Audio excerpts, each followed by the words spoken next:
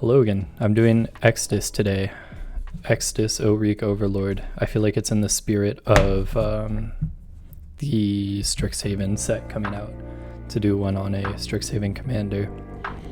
Extus is so cool. This deck's been all over. I've run it as a bracket 5, a bracket 4, a bracket 3, a bracket 2. I tried it as the commander for a Minotaur deck. I have a deck just for the backside and a deck just for the front side. Today I'm doing a video on the front side. The CDH deck, the logic behind it is you play the front side for value. You can sack things like a dockside, get it back, cast it again, and then when you're ready to win and you have your infinite mana, usually with like a dockside and like a Chthonian Nightmare or that like meticulous excavation would do it. Then you would play the backside, Awaken the Blood Avatar, and you could just play that like 50 times and you don't even have to worry about like damage being prevented because it's an attack trigger, not a damage trigger on combat damage, the avatars that you make. Okay, so that's sort of a history behind where this deck has been and how it got to where it is now. Over time, what I realized is I spent so much time looking at cards for Extus decks that I realized it has to be two. It can't do both things well enough for one deck. So this is sort of this one's my favorite between the two. There's a little bit of a smudge on my card and I don't like it. Get that smudge off.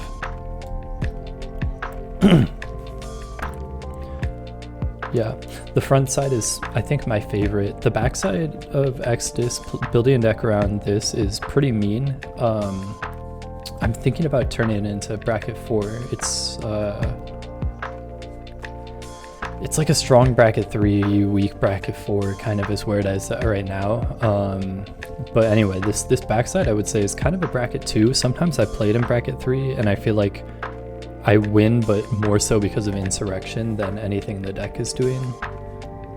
So I'm not sure if I will end this upgrade segment feeling like it's a bracket 2 or a bracket 3. But I think that through the upgrades, I might reach a decision.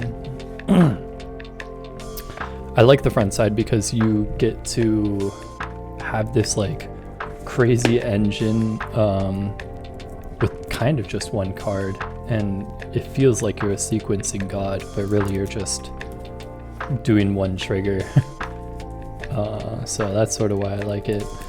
So yeah, I'm gonna separate out all the cards into their composite piles and then sort of figure out what I don't like in the deck and what I might be cutting, and we'll go from there. Pretty standard. I think this one, the piles are pretty clear. There's a few things the deck is doing, and I think each card kind of fits into that pile nicely. So I'm looking forward to seeing these piles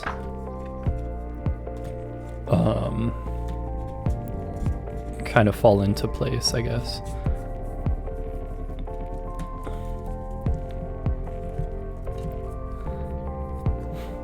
Get to this. I will get to this, don't worry. I know you have questions.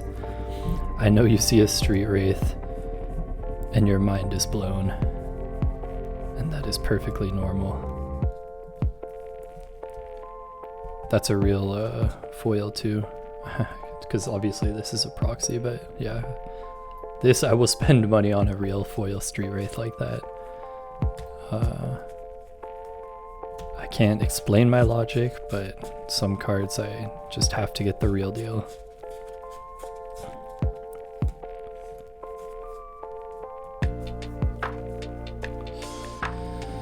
Okay, I think I might have seen one other MDFC too. Yeah, Pinnacle Monk. Okay. 1, 2, 3, 4, 5, 6, 7, 8, 9, 10.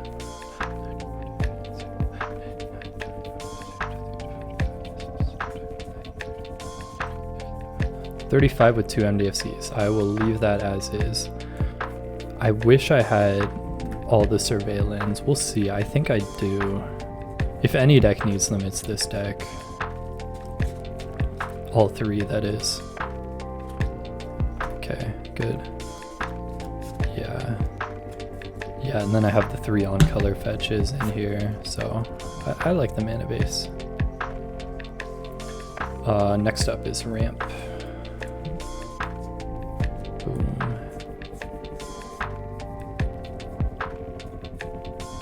This is such a cool deck. I'm really excited to talk about it.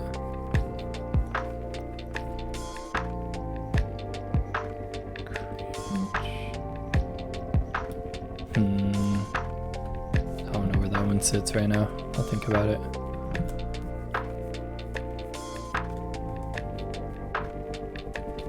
Ooh, Aether Vial. Yeah, that's ramp. I feel like I'm full of hot takes. Ooh, ramp and card draw. But maybe I think too highly of myself. Not too much ramp. This is, I think, the lowest pile of ramp I've seen in any deck I've gone through so far. Okay, time for card draw. There is a lot of card draw in this deck. There's a lot. I think like the spells like this will get their own pile, so you can see what I mean when I say there's a lot of card draw. Ooh, that's right, these are kind of, or yeah, these are ramp, yeah. Forgot about that. Esper Sentinel, yeah.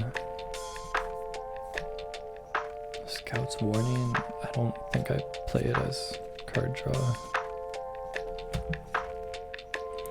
This song sounds like a beeping car. You know, like when you leave like the seatbelt on or something. Or like you don't plug in the seatbelt.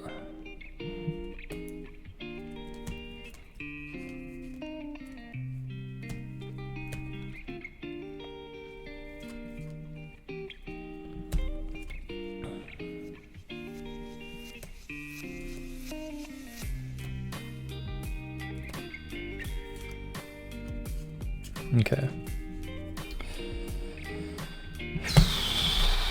Let's go over the card. Do I go over now or later? I'm gonna keep making piles, I think, and then decide if I want to go over stuff, or when I want to go over stuff, not if I will. Of course I'm gonna go over stuff.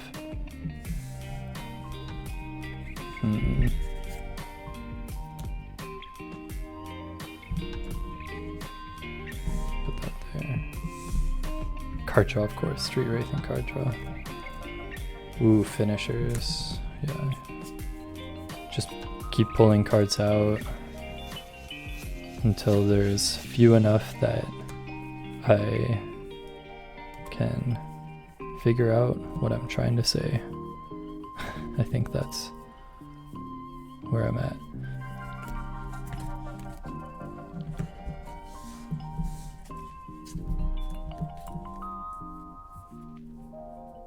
Removal and interaction.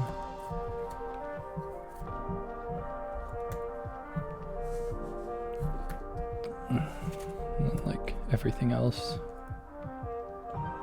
that's kind of card draw. Recursion.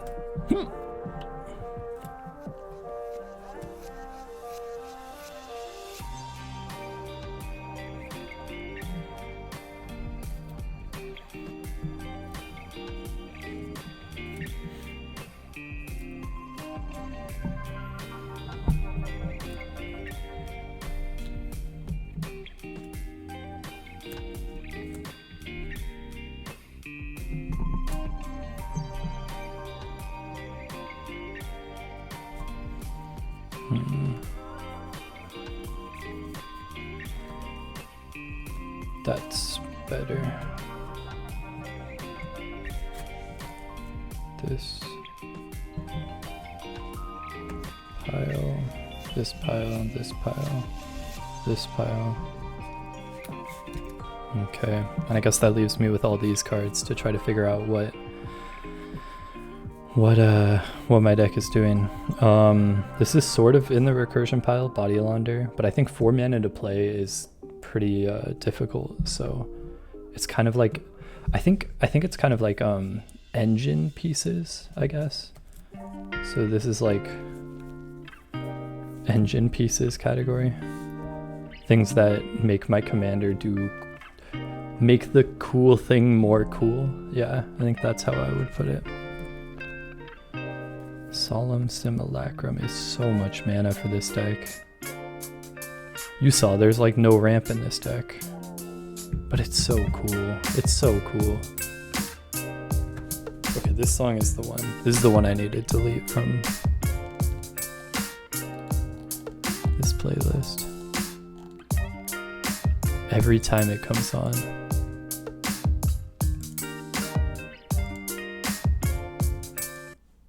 Every time that song comes on. Okay. Yeah, what do I do about Solemn? I think he just hangs out. Maybe I'll keep him with these engine pieces. And then Dragon Rage Chandler, it's like fuel.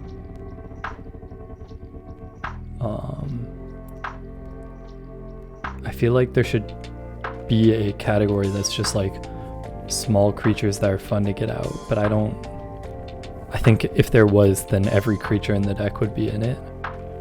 So I think I put it in card draw because it is doing that more than anything. I think Seize the Spotlight I play because I want to call opponents' bluffs and get the card draw and treasures. And I think I care more about the card draw because I don't know what I would be casting with the cards I draw, but I know I will be drawing cards. So having treasures is doing less for me than the cards I'm getting off of this spell, right? Because if I'm paying 3 into it, that might be all the mana for the turn.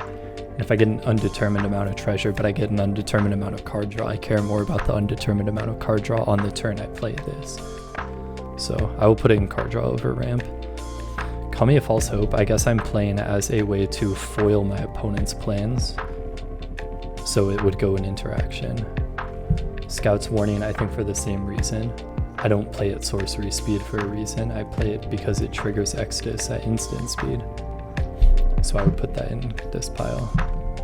Charismatic Conqueror is going to be cut, so it doesn't matter where it goes. Dalthive Voidwalker would go in card draw. Yes. And then Selfless Spirit, I play it based on what my opponents do, so I'll put it in like the disruption and interaction pile.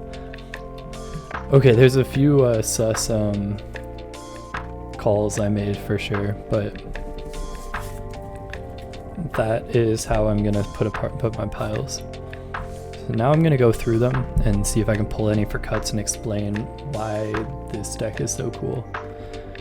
I'll just go card by card. So Oliphant has the Mountain Cycling 1. It's the best way, like this cycle from Lord of the Rings with the mountain cycling is cool because it's not basic. So you can get any card with a mountain type, like the Surveil lands. I put it in ramp because yeah, if I'm never gonna be, like I don't cast this for 6. I cast it because it puts it into graveyard and then Extus can get it back and I can keep doing it and keep hitting my land drops for the rest of the game essentially. For 1 mana, like that's so cool. Yeah, I'm thinking in my head it's so cool, but also I'm trying to think about like that I do need to make cuts. So every card is cool, right? So every card should be in the deck and also might need to be cut. And I think for now I am gonna flag it. Greedy Freebooter and Shambling Ghast will stay for sure. These are these two and where is it?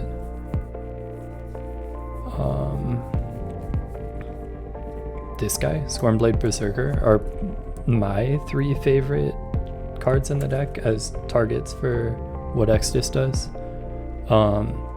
So yeah, this one you can sack it. This one says pay 1, sack this creature, draw a card, and you can give that ability to another creature. So it turns every creature into the most efficient card draw source. It's so cool. And then it's the car alarm song again. Okay. This one, when it dies, you scry 1 and make a treasure. It's probably better than Shambling Ghast, because there's been a few times I've killed a creature by putting enough -1 counters on it, but I think like this one just gives you a treasure essentially, and then this one gives you the scry and the treasure. But yeah, so that's such good ramp in this deck. Pitiless Plunder, I think I put it actually with the engine pieces, because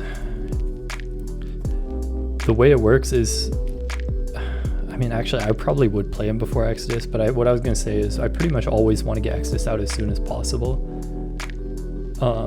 for my deck to do its thing. And so I feel like I play this once I can do the thing where I sack a creature, draw a card, get a treasure out of it. So it's more of like a enabler than just straight up ramp. Talisman, Soul Ring. Do I run all 3 talismans? I think I do. Yeah, I run all 3 talismans. I run Fellwar Stone, I run Arcane Signet, I run Ornithopter Paradise, because, you know, you can get it back if you need to.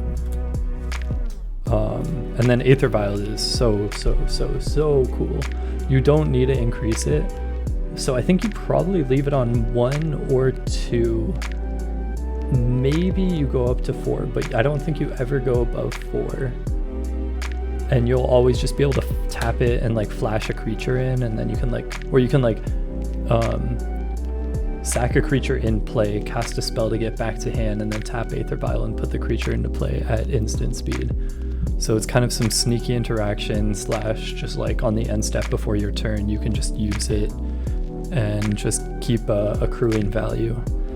So I think it's ramp for that reason. You're casting cards for a cost they otherwise would cost, but without having to pay it.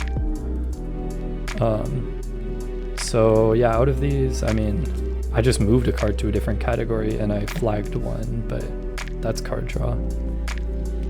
Scornblade, as I was saying, probably the best. Douthie is like not really card draw, but I didn't know where else to put it, so I'm gonna keep it in. I think like Seize the Spotlight is cool because the deck demonstrates that it's really good at sacking creatures, so they probably wouldn't choose that mode. But if they do, it's good. So I think like it's one of those things where it's like only upside. So I like that. This one just being on 1 mana, I think it always does good. Like, I feel like it takes so many game actions, and I like taking game actions. And the game action it does is cool, like filling up the graveyard. So I think like this and Stitcher Supplier are just like the meat and potatoes. I know that's kind of like a stale saying, but it really is just the meat and potatoes of the deck. Get cards in the graveyard, give myself more options. Risk the Bojuka Bog even more, right? Like, yeah, Bojuka Bog, like, yeah, graveyard hate against this deck. Oof. It happens more and more these days, which makes me think actually I should probably cut Boggart Trawler, because I don't want to give a way for an opponent to like reanimate this maybe and then like hit me with my own Boggart Trawler. That would be so brutal. Like they make a clone of it or something. Like, yeah, I don't want that. Grim Haruspex, I think there's another creature that does this too, but I think Grim Haruspex is the better. Morbid Opportunist, right? One or more creatures die, draw a card, triggers only once each turn. Whereas this one says whenever a creature dies, you draw a card, but it's non-token and it's you control. So they serve different purposes.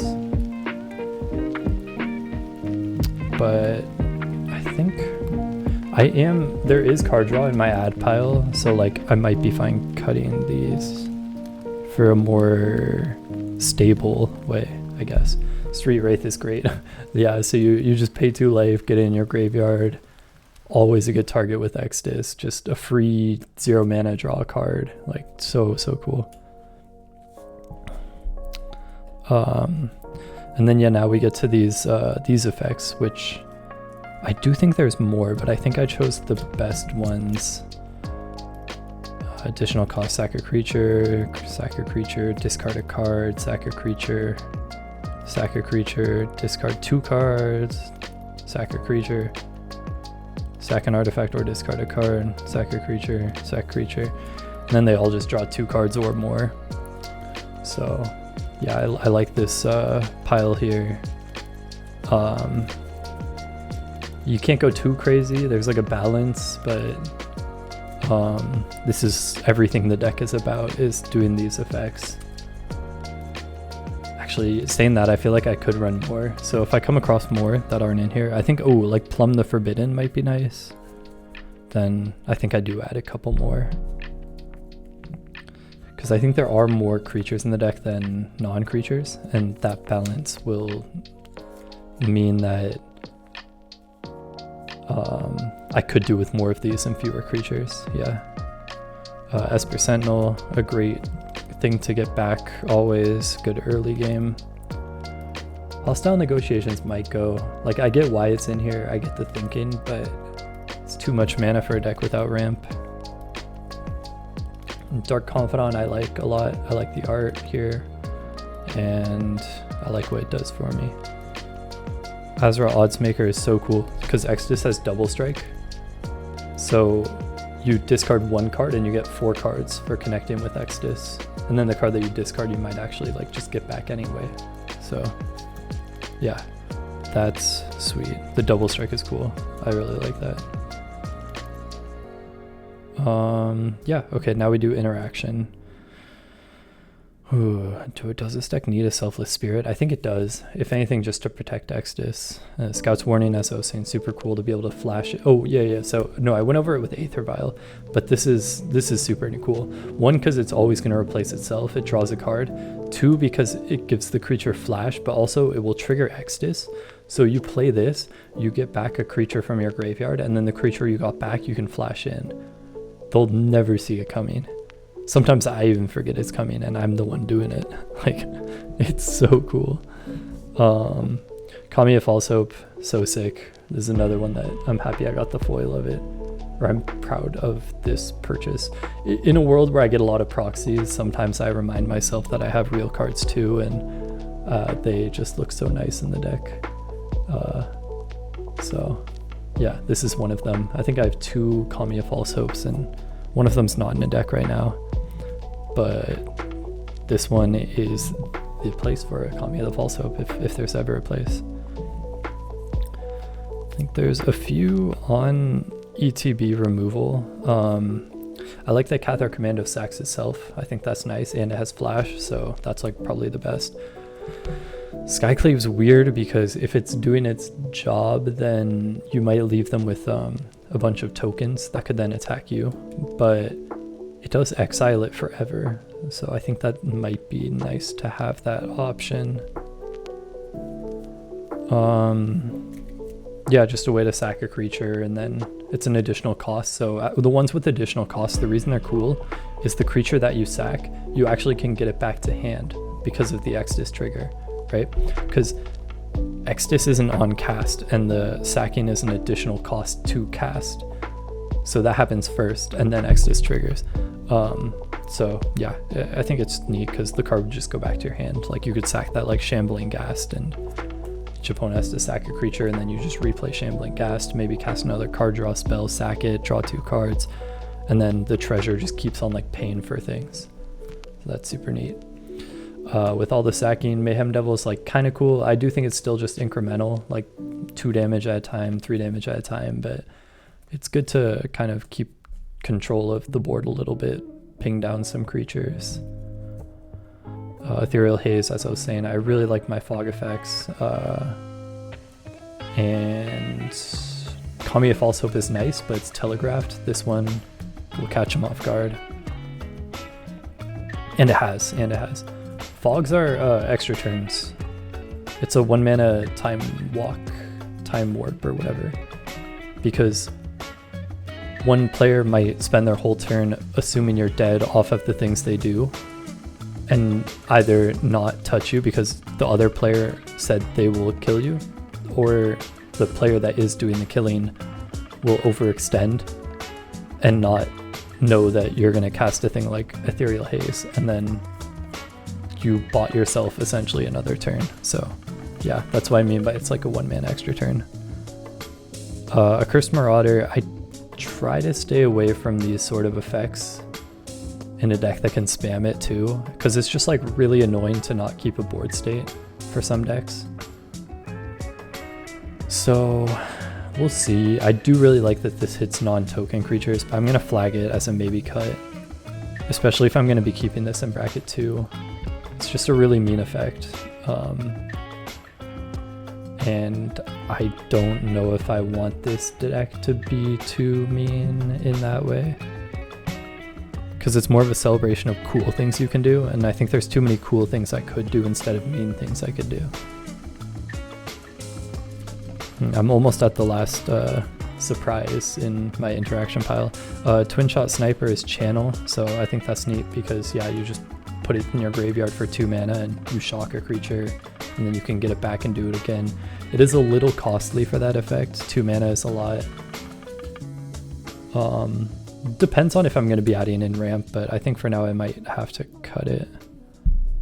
And then yeah, so these two are so cool because they're board wipes for 3 damage. This one's -3/-3 to all creatures, and this is 3 damage. And Extus is a 2/4, so it won't kill Extus, but they both deal with the board, and this one in such a way where you can get back the creature you sacked to cast it anyway. And this one's cool because it will get you, like, you can return a creature to your hand on cast with the Extus trigger, and then all things get -3, and then the spell resolves and you cast the thing as the final action of the resolution. So then you're left with the creature in play besides Extus, as long as it costs 3 or less mana. So yeah, needs expertise, and yeah, these 3 damage board wipes are so neat. And this one's instant speed too, so that's nice. As I said, this deck is so like synergistic, and like everything just makes sense, and I think that's really cool. I'll get into like the finisher package over here in a sec. Just go over the recursion. It's pretty standard. Victimize, you know. This one's not additional cost, so it doesn't quite do the Extus thing. But one thing I found on, like, this is a recent ad I did actually, like maybe in the past 5 months, and the deck just has too many creatures in the graveyard, so I think it needs like a little bit of ways to establish a board and not just have them all chill in the graveyard forever. That's also why I put this in. At the beginning of your upkeep, if you have 4 or more creatures in your graveyard, you may return a creature card from your graveyard to your hand. Oh, I thought it was to battlefield. Is this a real card too? I think it might be. Dang, that might have been a bad purchase. I might be cutting this too, yeah. Pinnacle Monk and Ardent Elementalist. I was so happy when this got printed because I run Ardent Elementalist in all my red decks, and then they printed this for some reason, and we're like, hey, Pinnacle or Ardent Elementalist, F you, I'm better, move over. But for me it was just cool because it gave me redundancy since I already run Ardent Elementalist. In a way it's like a pseudo infinite, because if you had, okay, in a world where you have infinite mana, you could cast like a Deadly Dispute, target Ardent Elementalist, and then like get it back and have Ardent Elementalist target Deadly Dispute and like keep doing that or whatever, or something like that. I don't know, but that's not the point. The point is just that, but lesser. Like, you will have ways to get back your creatures because of Extus, but you're not going to have a way to get back your things that get back creatures, so you need stuff like this to pad it out. Dire Fleet, I think it's just a neat toolbox card to know like what you can get from your opponents. There's usually always something good in there, just a ramp spell even, or removal. Yeah, I love a Dire Fleet Daredevil. It is one of those cards though that, like, I say I love it, but I feel like it ends up in a lot of decks like the early draft, and then it slowly over time like leaves the deck. And this might be one of the few decks where it still remains. But I do genuinely love it. Like, I mean that. Not in that way. I mean like, I enjoy the play pattern of Dire Fleet Daredevil. And then yeah, Dread Return. This is nice too. Especially the flashback. It is, okay, I'm saying that, but like also I'm thinking in my head, I don't know how often I have 3 creatures in play.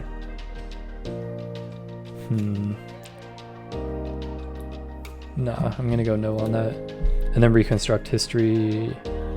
I wish I could play this in more decks. I need to build more Lorehold or Boros decks so I can add this to them. I love the art too. I love these, what are they called? Foil etched. Yeah, I really like these foil etched cards from Assassin's Creed. I think that they look so clean. I wish my camera wasn't so blurry at the moment. Anyway, yeah, so that's sort of the recursion pile, and then now we can show through the engines. And I realized how good this card in the deck was. I was so excited. Yeah, I love this. Giving my creature spells demonstrate, just getting 2 off of everything. It's like Roaming Throne for my commander. The Roaming Throne effect, right? Like they go crazy with these double effects these days, but I think this is like you think about it, you know? It's kind of like that meme, like think about it, man, for Roaming Throne in this deck. Yeah, so demonstrate is like you give them a copy and then you get to copy your own spell, so it's a 2-for-1. I'm not going to be cutting Solemn. I really don't think I could. I think it's like maybe a mascot of the deck in a way. But I don't love that it's on 4 mana. I will say that. Same with this. When another non-token creature you control dies, Body Launder connives. When Body Launder dies, return. Yeah, no, I can't. That's not good. That's not good enough. It's too much mana. Pitiless Plunder, I'm gonna leave it in. I think even if it gets me 2 treasures, it's done its job. And hopefully it would give me 2 treasures. And then it sees creatures die whenever another. So like if a board wipe happens, I would still get a few. And then Delny, yeah, it's just another Roaming Throne. So we love those. Not only that, it's a Roaming Throne for my commander, but like also almost every creature in the deck will double trigger off Delny. Like that's crazy. And then yeah, so here's the finisher package. This card is a win con, just straight up. No, not straight up. I think that's my point. This card is a win con that does kind of what my deck wants to do, which is why I like it in this deck. Whenever a creature dies, you may have Vicious Shadows deal damage to target player equal to the number of cards in that player's hand. So it requires me to do what my deck is doing in order for me to win. And even then, an opponent would have to have a lot of cards in hand. And I would have to have a lot of ways to sack creatures. So it's a little bit difficult. And then these are just, you know, my insurrection effects, which will hopefully just win on their own.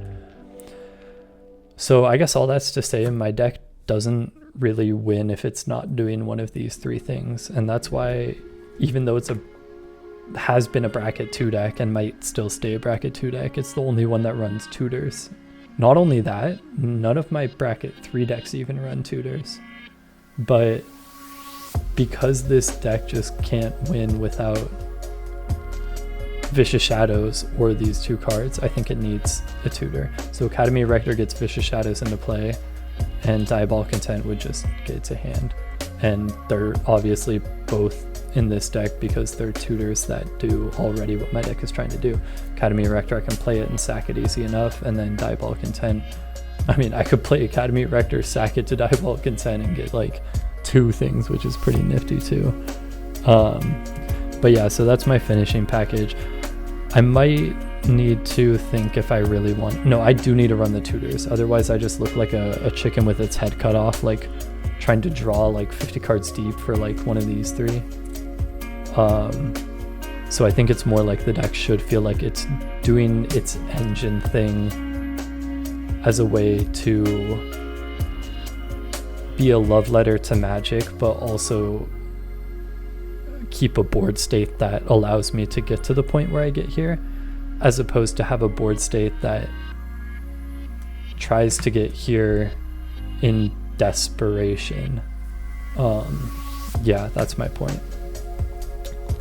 So if my deck is working towards this as an end goal, as I go into my ads and look to cut some of these cards, maybe we'll see what I find and what I pull aside. There's a lot, like, this is going to be a tough cut, a tough upgrade video, but aren't they all?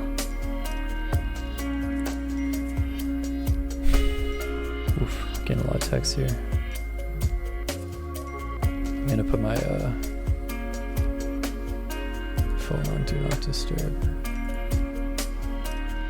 Okay.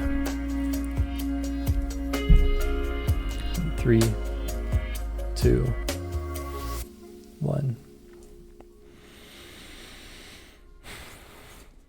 Oh, would you look at that? In my ads pile, I thought Wouldn't Call Me the False Hope be good? Well, it turns out it is. Rollick and SWAT. I think that would be if I was going towards 3. Children of Corliss is sick because I learned recently that you can actually kind of gain life off it. Because if you can play it twice, not only do you gain back the life you lost, but you gain back the life that you lost the first time plus double it, kind of, and then triple it if you played a third time. So I kind of like that, just like as a deterrent from people attacking me, because obviously if someone's going for lethal it won't do its job, but if they're just gonna like do a big attack and then they see that, they might think otherwise. So I think that's neat. Lightning Greaves is in a deck where like it doesn't really work without Extus. It might be needed. The End Stone is pretty powerful. I've learned this through the deck I play it in. I'm trying to think why I thought it would be needed for this deck when I already have like a pretty good amount of card draw. I guess just to keep churning. I don't know, I'll need to think that one through. Off-nap Goat. Pay 1, draw a card, gain control of this creature. When this creature dies, if it had 1 or more -1 counters on it, its owner draws that many cards. And each other player lose that much life. Interesting. So I think I forgot about the part where it said owner and not controller. So I can't like sack the goat on an opponent's board and get the value out of it. You would have to get passed around 5 times.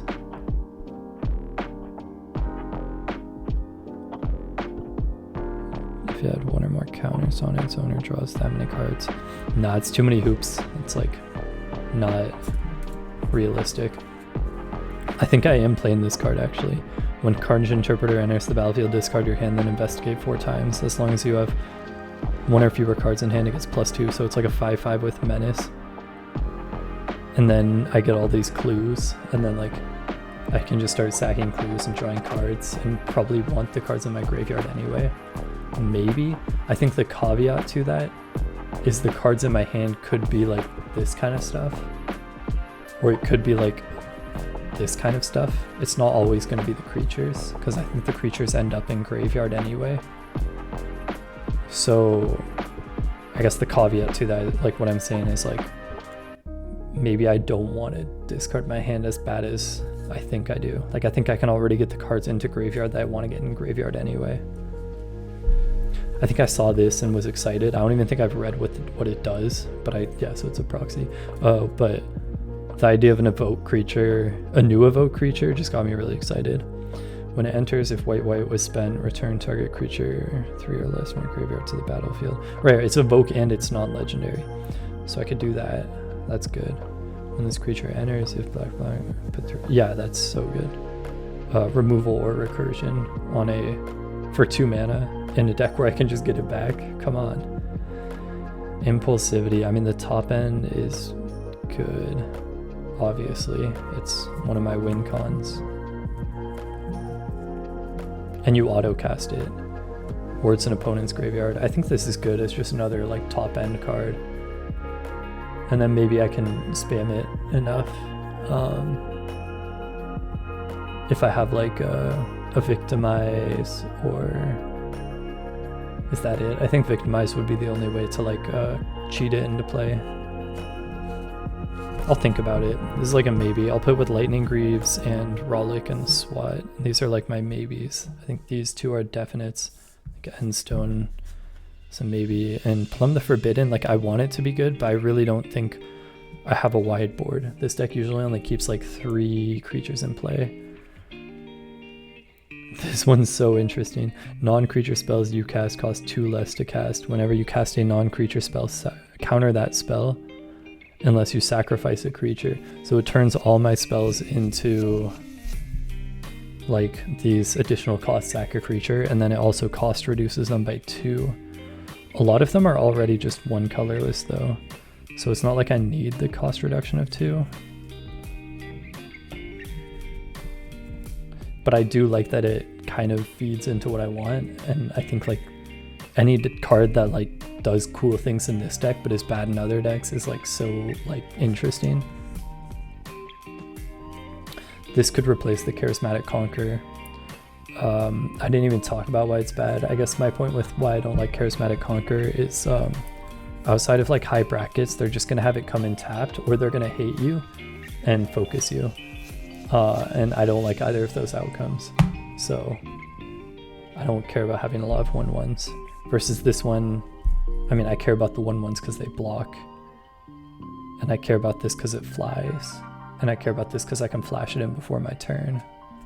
So I like it enough that I'll think about it. Meek Attack would get pretty much any card in my deck into play for 2 mana, and then it would get sacked on end step. I think that's like a kind of like Aether Vial in a sense. And I like Aether Vial. But I like the Aether Vial keeps them around so I can like do stuff with them, versus this I would have to like do it right away. I'll think about it. Rise of the Dark Realms might be nice to have more top end. Storm of Soul is kind of same thing. Yeah, think about these two. Goldspan's kind of ramp and you can get it back, so I like that. And I have a few other cards that make treasures, but I think it's too much mana. This has Delve, so I could always just do lands. For each player, choose up to 1 creature in that player's graveyard. For those cards, put them onto the battlefield under your control. So it becomes 3 mana for 1 creature from each player. Because I feel confident I can delve 5 pretty easily. I'm gonna go yes. Okay, 2 Rise of the Dark Realms. Wow. That would be nice. I should run 2. Alright. And then this one's maybe a little too cute, but I think it's kind of funny too. Discard your hand, sack Diamond Lion at 3. The old Lion's Eye Diamond. That's such cool art too. I kind of think I might like try it out for a game and then hate it, but I think I want to consider it. I'll put it with like these ones in the maybe. I think Rise of the Dark Realms and maybe. I think these 4. Do I really want Storm of Souls over Rise of the Dark Realms? I kind of do, because it's 3 mana less, and I don't have to keep track of other people. Like if I was in a spell. If I was in person, maybe Rise of the Dark Realms, but I'm not, so I think I go Storm of Souls. Aha, yes. This is what I was excited about in terms of replacing the like Morbid Opportunist and stuff. I like this one because you can get it back easily enough with Extus, and then it's got like a lot of resiliency because it will stick in play. And power 2 or less, and this one's mana value 3 or less. I think both of them will just trigger on almost everything.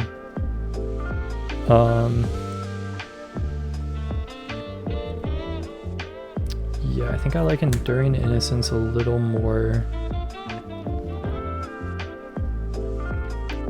They were both only once each turn.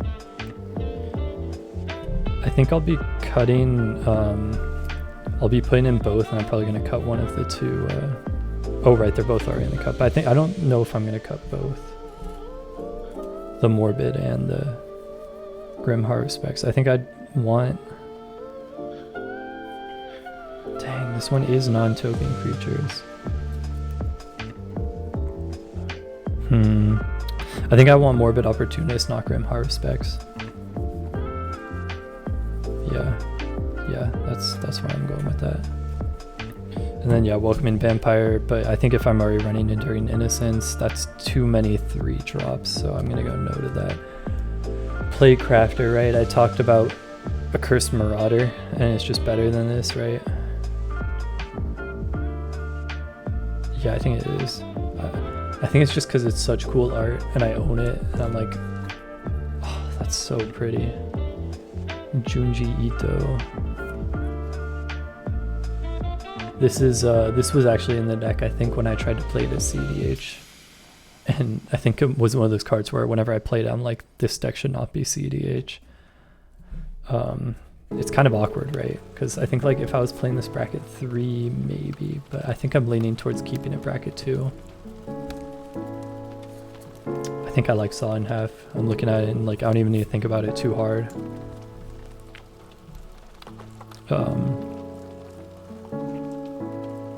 The idea of like destroying the creature, you would go to graveyard, you get 2, yeah, like Solemn. There's so many cool things you could do with that.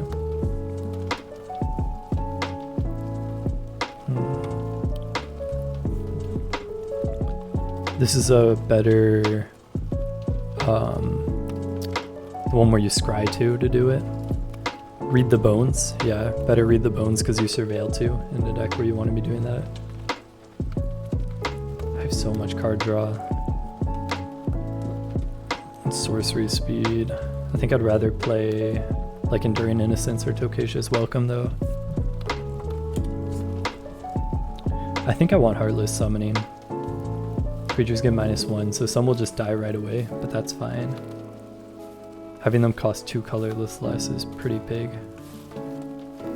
Right, how many will it hit? My Diamond Lion will be free.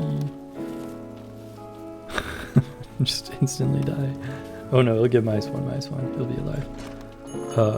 This wants it, this kind of wants it, this kind of wants it.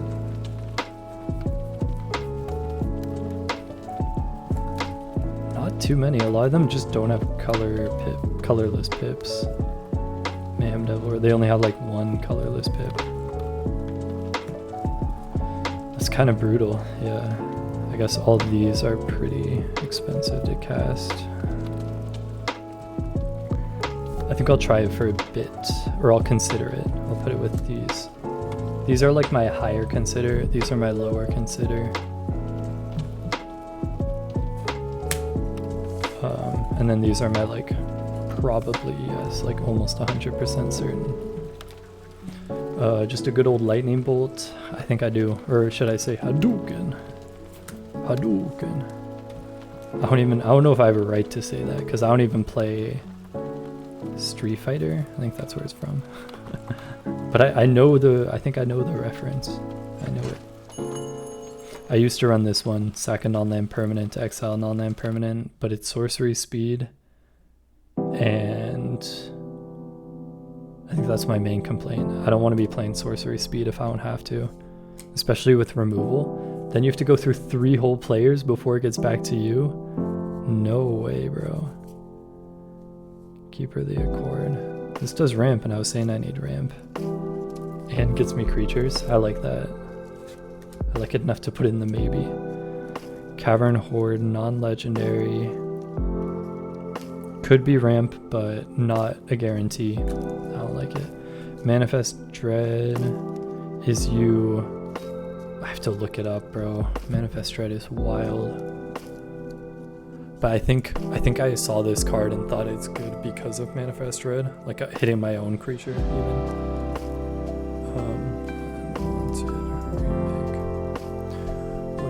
Manifest Dread.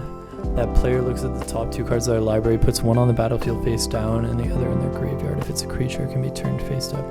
Yeah, so I would look too deep, destroy my own creature, put a creature in the graveyard, and be able to flip up the other one instant speed anyway, or just sack it as an additional cost, or I just use it as removal on opponent's creature. The less big brain, but still smart thing to do. Battle Angels of Tyr. I want more... Ooh, I think having a tab open that's white is good for my playmat. It's bad for my eyes, but good for my playmat. Okay, here we go. Battle Angels of Tyr. The ramp is in the form of treasure. I might want more 4-drops. I'm looking at adding 2, which means I probably would want the Heartless Summoning. But we'll just keep going, see where I get. More removal. This is such a good card draw. Some games it's really good card draw engine, and some games it draws me like no cards, so I'm like 50-50 on it. I'll put it in this pile. So I guess I'm more 40-60, considering this would be 60-40. And this would be 40-60. And this would be like 90% sure on how much I want it in. Whenever a creature you control dies, each opponent chooses a creature they control and exiles it at the beginning of your end step. If a player controls no creatures, it's kind of like Douthie. Beginning of your end step, if a player controls no creatures. Right, it's an edict effect. I don't know if I want edict effects. I think no, I don't even want it here. I think even if if I played this as a bracket 3 deck, I probably would run this, yes. I would run all of it. I would run a Curse Marauder, I would run this, I would run Plague Crafter. I might even run Fleshback Marauder, but I'm not, and I won't. Keen Duelist. Do I need more card draw? I'll put it here. I used to run this in the deck, and I found that it was always the right move to bring this back, and that was creating a not fun play pattern.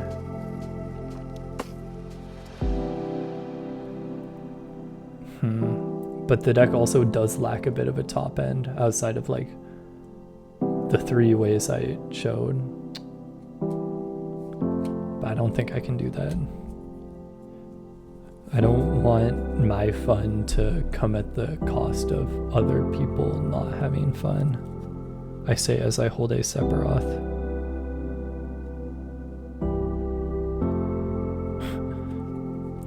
Yeah, I can't do emblems. It's too much upkeep. I think I want to put this back in. How sick is that if I could get to the 3rd chapter and get Smog? I think they wouldn't let me. But I think I'm fine with the other 2 chapters, so yeah. But yeah, sacking Smog, getting the 14 treasures, that's so cool. This guy's cool, right? What do I care about? When Pyrogoyf or another Lorgoyf creature you control enters, that creature deals damage equal to power to any target. So it will probably enter as a 4/4. So then it enters as a 4/4 for 4 mana, deals 4 damage, and I cast a spell, it goes to graveyard, and then I get it back, and then next turn. So it's like a way to keep doing 4 damage. Nah, it's not enough damage. Gao, Feral Youth. When it attacks, I put +1 at the beginning of each end step. If a card left your graveyard this turn, and she goes power to each opponent. They'll probably only be 3 damage. Because it'll come in. He'll probably just hang around. Like maybe I play him on 2. Maybe I play Gao, Feral Youth on 2. And turn 3, nothing happens. So people are like, oh, it's fine. It's just 3. And I play Extus, and then it's 4. People are like, okay, it's still fine. And then maybe I get like 2 triggers of Extus and deal 4 twice, and then people don't like me much anymore. I want that. I think I want Gao in. Coalstoke. I'll consider it. This one's interesting. I'd probably play it for 2 mana, so it'd come in as like a 3/3, and then it's kind of ramp, Crystalline Crawler. It's kind of ramp. The deck does need ramp, I'm pretty sure. No, it doesn't. Not if I'm beating bracket 2. I mean, it does, but like not like that. Like maybe Infernal Plunge would be cool, but that might be too pushed. I'll put it here. I'll put Crystalline Crawler here, I might think about it. This is cool, right? You can use it the turn it comes in. You can use it as a blocker up until the end step before your turn. Then you would discard a card, draw a card, and get an Orc army. So you put a card in your graveyard, you get draw a card out of it, and you get another token that you can be sacking to your sack to draw spells. I kind of like it. You may cast spells from the top of your library by sacking a non-token, non-land permanent in addition to paying their other costs. I always think of the Parks and Recreation when I see this. Reinforced Ronin, 2 mana to cycle. It's a cycle card. By that I mean you could like discard to draw pretty much. Maybe your own stuff. There was some guy on the Extus Awaken the Blood Avatar server on Discord that just was like swear by this card, even for CEDH. And I'm like trying to see what he's seen, but it's not that good. I gave it a try, like I did try playing it, it's just not that good. Lightning Axe on the other hand is quite good. I think I'd rather that than Lightning Bolt. Yeah, I mean the old reliable, and I have the cool art for it, so like this is a compelling argument. Cool art, and it will always do what it says it will do. Maybe I don't have a card I want to discard. Maybe I want to do 3 to face.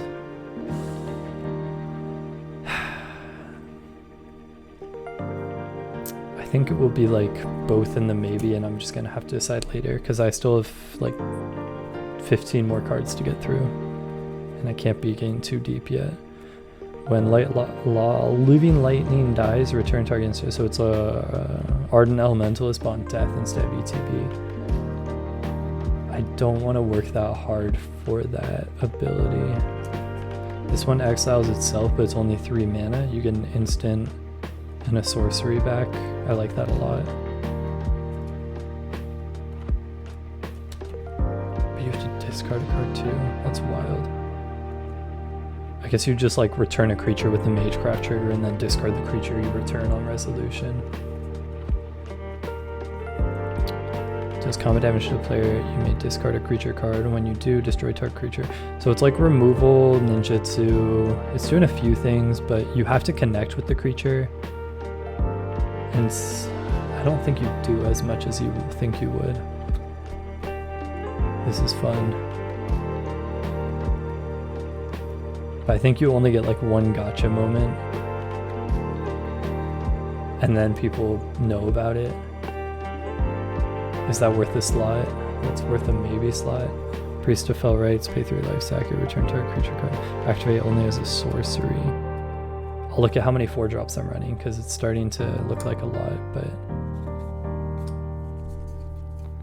did I only put 1 adventure card in? It's kind of fun, right? You would pay 2, put it in the adventure zone, or you can play it as a creature, but you can always just like get it back to hand.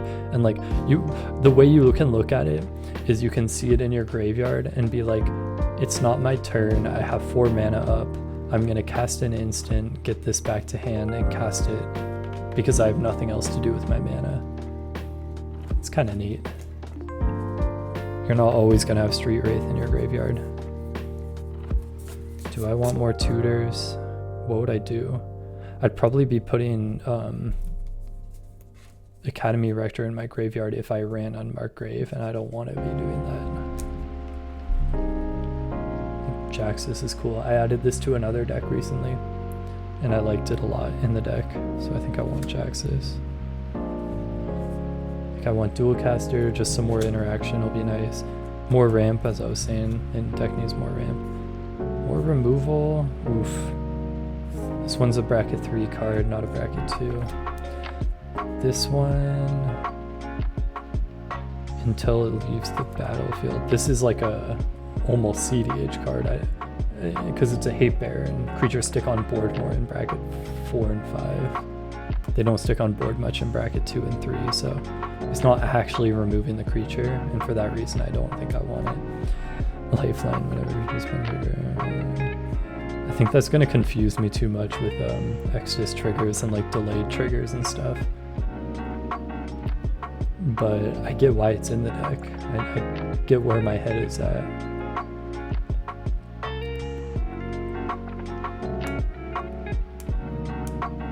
Maybe I'll give it a try.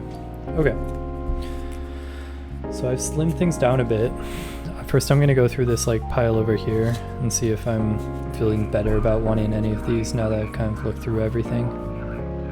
Okay, Aerial Extortionist is a maybe.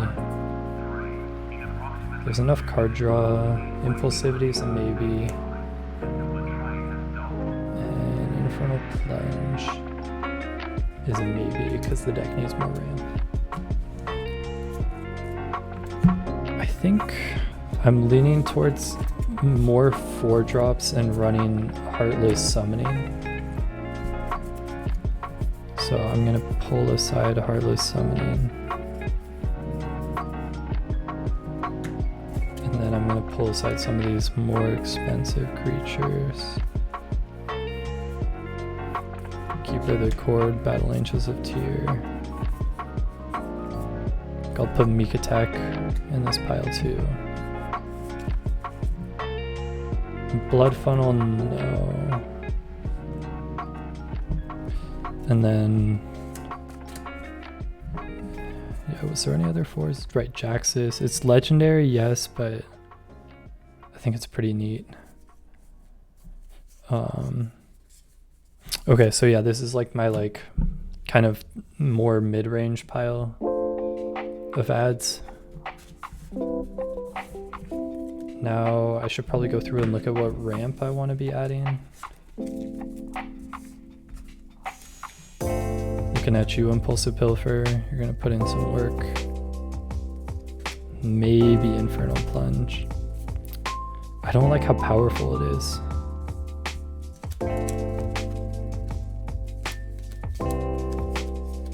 Yeah, this deck is so light on ramp, jeez.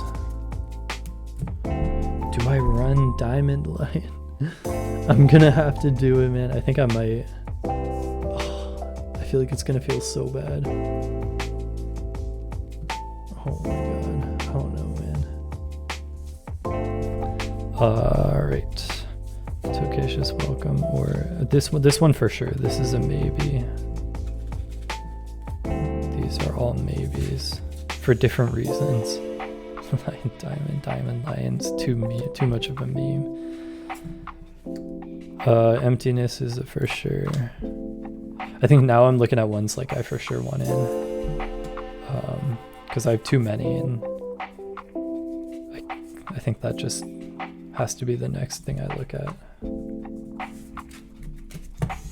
1, 2, 3, 4, 5, 6, 7, 8, 9, 10 cards.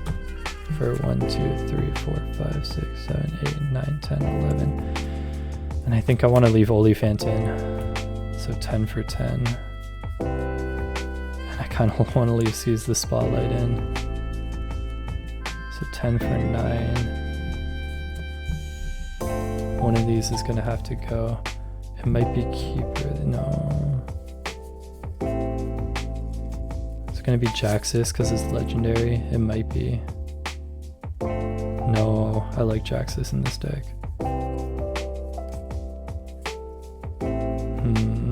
It might be Dualcaster Mage. No, I think that'll be nice to have. I think I'm keeping these 10, and I'm gonna look again at what I might have to cut. And I need to look more at these again, see if there's anything that I actually still want. That's what I'm saying, dude. There's too many fun cards. Like, I gotta try there and back again. It's ramp too. I was saying I need ramp. Storm of Souls Recursion. That'll be such a cool swing turn if I can get that out. Like, the power that will do for me. Oh my god.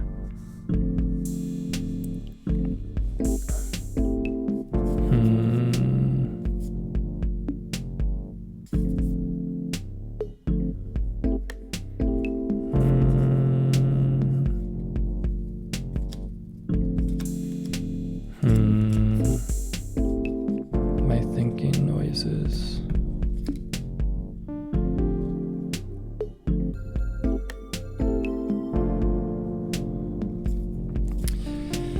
Yeah, I'm gonna have to try to make room for some of these. Destroy target creature for 1 mana. Yeah, I think that's better than lightning bolt, let's be real. For this deck. 3, 9. Okay, diamond lion, no, get out of here. I want it, but no. And then Tokasia's welcome. It's good, but not enough room. Alright, so I'm going to be looking to add in these 5 more in addition to these. This is the most I've made, most upgrades I've made to a deck. 4, 5, 6, 10, 11, 12, 13, 14, 15. Let me make sure I'm not cutting any ramp. Okay, well, MDFC.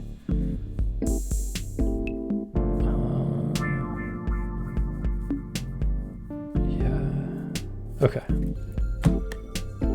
15, and I have 9 cards here. So I need to be cutting 6 more cards. Ramp is gonna stay as is. Card draw. If anything, it would be a creature with card draw on it. I don't think I'm adding any card draw because I kept saying over and over again, I have enough card draw. I mean, card draw, card draw. Card draw. So I guess I am adding in 3. And I'm cutting kind of 2. I don't think I want to mess too much with it.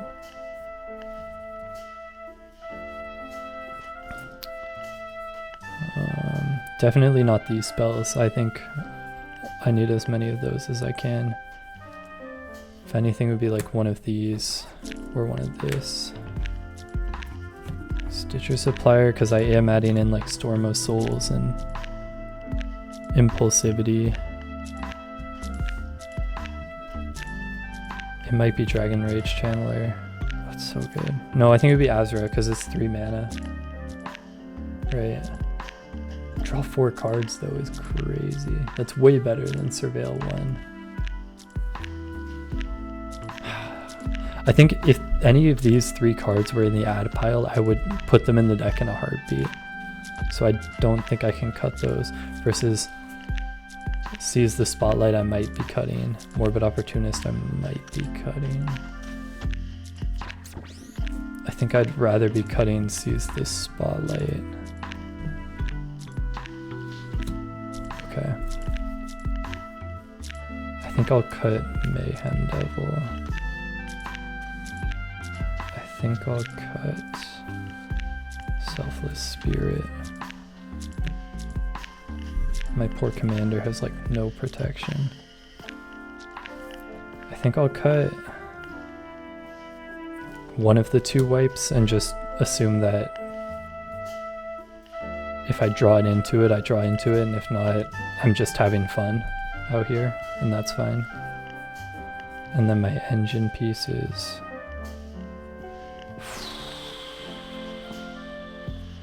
Engine and Recursion, that's what I'm looking at here. I think those all stay in. Yeah, I think I'm fine cutting these 4. 3, 4, 5, 6, 7, 8, 9, 10, 11, 12, 13. Pinnacle Monk is too much mana. 14. But I am adding in ways to get it in cheaper. Yeah. Okay. 2 of these aren't gonna make it. 15. 15 versus, yeah, I think this is 13. 3, 4, 5, 6, 7, 8, 9, 10, 12, 13. 2 of these aren't gonna make it. It might be Keeper of the Accord. But it's each end step versus, I'm looking at this one, which is only on combat. I think it'll be one of these 2 won't make it.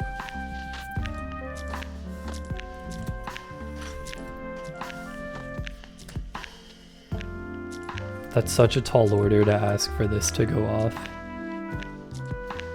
But that's kind of what Commander's all about.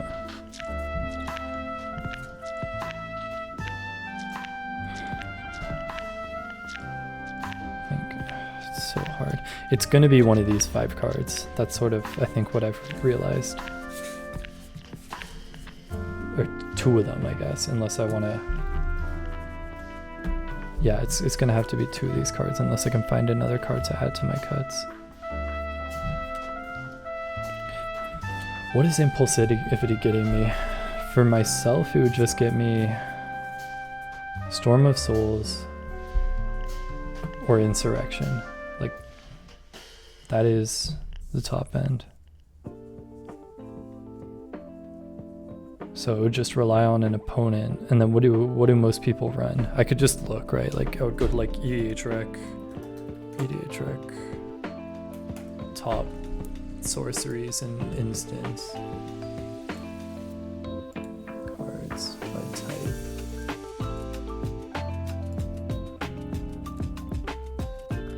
You don't see Ruinous Ultimatum as much as you'd think. It's bracket 2, so I won't begin in Jesk as well. It would probably begin me a board wipe. I'm looking through this like options. So I'm casting a 7 mana surprise board wipe, get out of jail.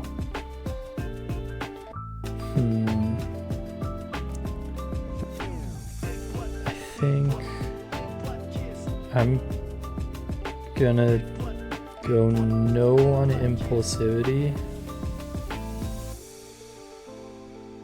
And no on Battle Angels because it's a combat trigger and it doesn't have haste versus this is each end step. So I'm more likely to get the planes. I should check if my deck is running enough planes. I think I would need 4 or 5. 1, 2. I'm only running 2. Ooh. Okay, never mind. Battle Angels of Tyr it is. Or, hear me out, both of these go. Yeah, that's it. Boom. I'm good. Cool. I probably just looked through like 60 cards and decided on the best 13. I'm pretty proud of myself. Maybe I shouldn't have found so many good cards for the deck. Maybe that's my bad. Honestly, maybe the deck just needs a mana geyser too, but if it does, it does. I don't know. I need to like ice my brain, I think, so I'm gonna go do that while I look for a game to join. But for you, the YouTube enjoyer that you are, I will be right back. Just got out of a brutal 3-hour game. I wish I could show it, but I think 3 hours is just too long for a gameplay video. Like, it was a good game. I think everyone did some cool things, but the main takeaway, which the reason I think it was a good game for me and it was informative, is that for most of the game I had Diabolic Intent and Academy Rector, and for various reasons I did not stack Academy Rector to Diabolic Intent and get Vicious Shadows and like with the Diabolic Intent like a board wipe, like a Spontaneous Combustion, because it either felt too early in the game or I was worried there'd be disruption to the Vicious Shadows and then I'd be left pretty wide open and probably attacked. So what that led me to realize is that yes, this is like kind of what the deck needs, but also it doesn't need it because it makes me so single track minded on just doing that one thing. And that is a large reason why I don't run tutors, and that was good verification about that. It made me have less fun playing my deck the way it should play because I was so focused on playing it in one specific way. So I'm going to be cutting these 2 cards, which means the deck will spin its wheels a little bit more. I did play Jaxus during this game, and it was really cool, but I just blitzed it in, and I played it in another game, and I blitzed it in, and I don't like that it doesn't feel optimal to play it for 4. Yeah, if I'm playing it on 2 and using its ability, then I'm playing it as like a 3 mana, discard a card, draw a card, make a token that's a copy of a thing that goes away. It's like kind of cool, but I think there's like better options. Like probably sees the spotlight on 3 mana. I think is like kind of a little cooler. And then, yeah, I do think ramp is the issue, not the lands. So this is pretty crazy, but I am going to cut a land down to 34, 35 with Pinnacle Monk. I think I don't really have an issue hitting land drops. So, and I know what they say, like just because you don't have an issue hitting land drops doesn't mean you should cut lands, because then you will start having issues with the land drops. We'll just see if that reigns true in this game I'm about to play. Anyway, so these are the 5 ads I'm making. The End Stone, just so I can do cool things better. Afterlife from the Loam, because I can delve easily. Mana Geyser, I think is going to be really nice. I actually had to take it out of another deck. And then Mob Rule, I wanted to add back in some finishing power, because I'm cutting the ways to search more expeditedly for the win cons I do have. And then putting back in Seize the Spotlight. So yeah, I guess I'm adding back in 2 cards I cut. And just some more top end stuff to make those later turns more fun. I'm pretty excited for these ads. I think the setup turns were the part where I was having the most fun with the deck. I briefly had Silver Quill Lecture out, and that was super fun. So I'm hoping I can get a play Silver Quill Lecture in this upcoming game, so you can see how cool that is. But yeah, I'm gonna go look for a game and run it back, and hopefully this will be the gameplay episode that makes it onto YouTube, because I don't want to have another 3-hour game. Alright guys, have fun. Play a Battlefield Forge, and I'll play a Dragon Rage Channeler and pass. Take 1 from that. I'll draw a card. Play a mountain. Should be a pretty fun game. Make decisions, regret them later, pass. I've got the Scout's Warning. I could flash in Extus. Already bad. I suppose I will just play this during comms. I'll have an interesting time doing that.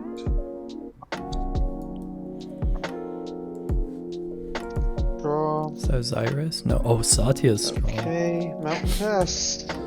Satya is a strong commander. Alright, untap, draw, play a scrubland, tap 2 for a Talisman of Indulgence. I'll surveil 1. I'll keep that on top and I'll pass. Alright, tip of keep, draw for turn. I've played against Play another mountain. Tap 2 for person in the lower left, full against Sengetsu. I think they have a bit of an attitude sometimes, so we'll see how that goes. So let's have 2 for Talisman of Creativity. And then you know Joyra is crazy, always, so I gotta watch out for the Joyra deck. But yeah, so 2 blue decks. There could be a lot of interaction this game. The card on top is a like a sack Let's start spell. a little chaos, so. shall we? I'm gonna pay 2 for an Oath of Mages. This is an old ass card. The updated text says, at the beginning of each player's upkeep, that player chooses a target player who has more life than they do and is their opponent. The first player may have this enchantment deal 1 damage to the second player. May. Oh. Okay. I see, so that's committing a crime, which will trigger Magda. That's kind of cool. Nice. Triggers only when I do it, though, not when you guys do it. Unfortunately, it's actually on the chopping block for this deck. Right, because it's sorcery speed, and I guess you probably have other ways to do sorcery speed crimes, and instant speed crimes are the best crimes. Oh, absolutely. So many crimes. Alright, I'll draw. I will deal 1 to you, Magda, and then I'll draw. Sure. And then I'll play.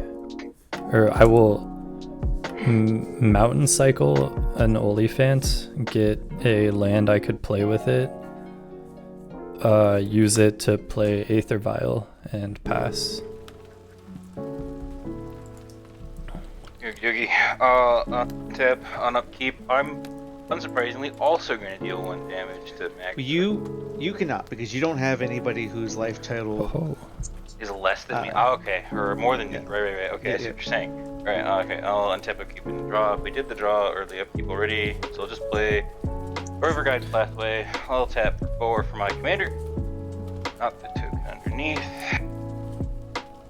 She says when I cast historic spells, which are usually artifacts, other legendaries, and other fun things, I get to draw a card. So I'm going to start us off real simple with Phyrexian Walker. Draw a card. Do I want to leave? I think I want to leave Esper Sentinel on top, right? Yeah, because that can flash it in with Aether Vial. Yeah. What's shocking is Steam dice.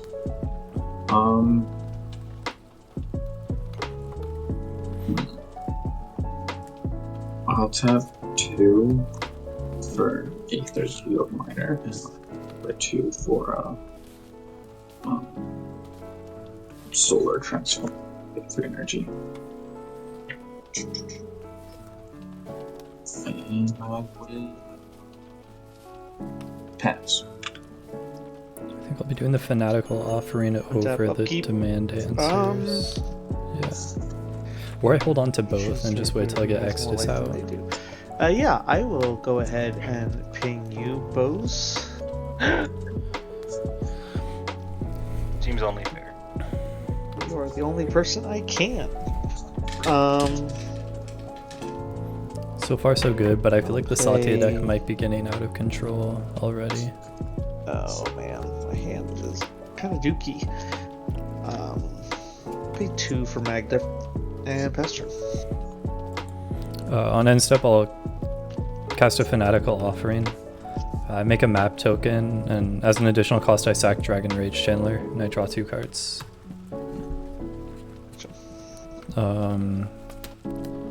And then I'll untap.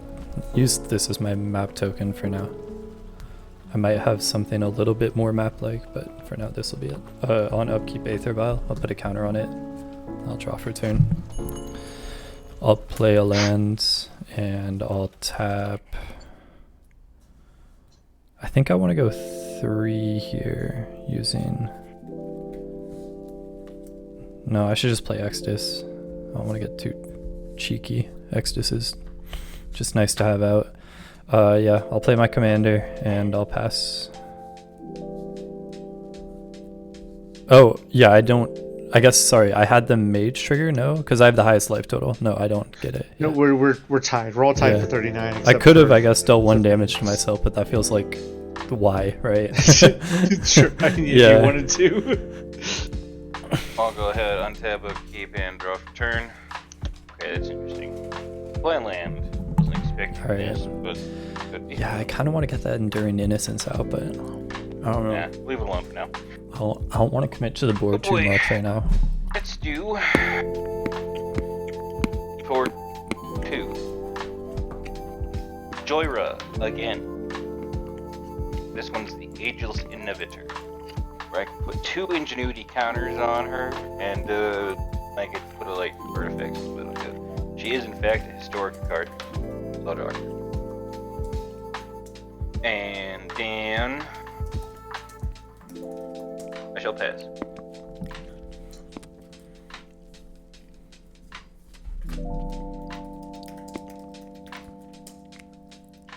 Good trade stream.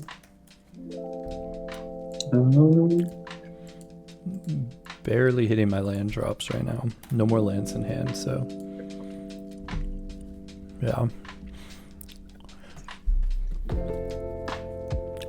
Yeah, maybe I'll leave. Do you would like to use the Oath of Mages next? No, that's okay. Oh, it's a May. Just yeah, I'm gonna tap 5. I'm going to cast Stone Idol Generate. Yeah, I think I want to be doing a Demand Answers here. And I will drop that. Obviously not right now, but soon. Does someone take 2 damage or 3 damage?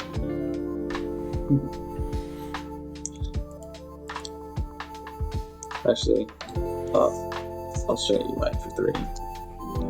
I'll get an attack. Yeah, it gets 3 energy on attack. Excellent. Satya is such a strong deck. No bugs. Sweet. I will then. Second main, I will activate my Stone Islands and make it for 6 energy. I will make a 6/12 construct. I'll pass.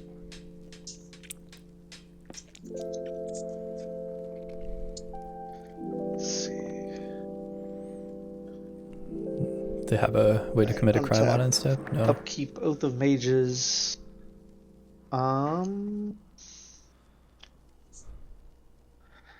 I will go ahead and hit Shadowcroft. That will constitute a crime. So I'll make a treasure. No, they're tapped. Draw for turn. No. I think they're tapped. Magda in a few decks. Oh, they are. Yeah. And I cut Magda from a few decks because of that reason. So don't worry about it. I'm gonna pay 3.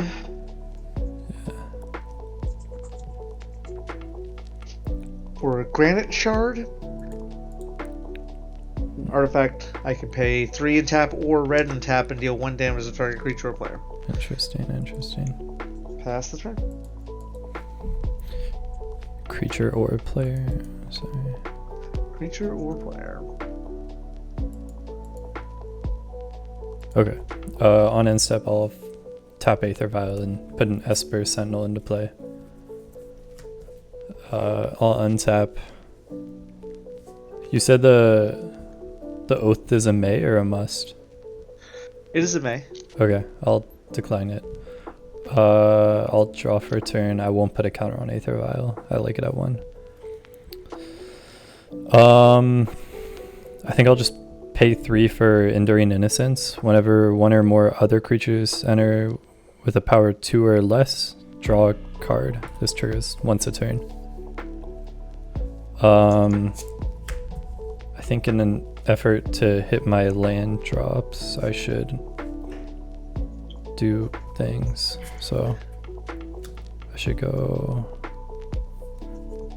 Let's see. So I need 1 white to play Esper Sentinel again. So I'll tap like this to play Enduring Innocence. And then I'll pay 1 for a Corrupted Conviction. As an additional cost to cast this spell, sacrifice a creature, draw 2 cards. So I'll target the Esper Sentinel. That's additional cost, so it goes to graveyard. But then Extus triggers, I'll return Esper Sentinel to my hand. I'll draw 2 cards. 1, 2. There we go. I'll play a Plains. I'll just tap Aether Vial, put Esper Sentinel in, and draw a card. And pass. Glad they have a big draw. Lots of stuff Would and you like to things. do the Oath of Mages? Lots of bells and whistles.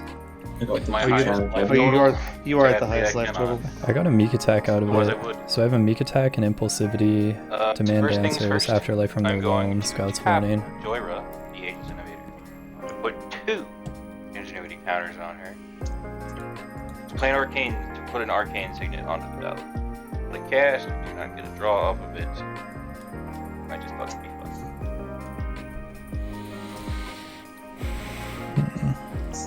Demand answers, impulsivity, scout's warning, afterlife from the loam, and what was the other I one think got? Meek attack, right? Meek attack. easiest solution is I'm going to I guess we're on turn 6. tap her 4 to play our saddest robot, Solemn Simulacrum. So go ahead and get the draw first off the sounds cast, like he and did then a I'll thing. go ahead and search my library for a basic land card. Put on Put that two the engineer tab shelf counts on of my track. library. Put an right, yeah, so it I'll didn't, grab an island he did that so it didn't trigger Esper Sentinel. as soon as I can find one. There's an island. Now I could do Scout's Warning and get Dragon Rage Chandler into play, but I feel like Scout's Warning is too good of a card to waste on something like that. And an Arcane Signet for When I could just do a Demand the Answers Invasion of Kaladesh, and draw like a similar amount of cards. which is a battle. I will have Merkta guarded. Sure. So you just got a little 4. And I've got that Oliphant too, so I should never miss a land drop as long as I can get Oliphant back And to on hand. the cast, when it enters the battlefield, I get to create a 1/1 flying. I might start putting Aether Vial up a bit so I can get to like 4 or 5 as we get into mid-range game.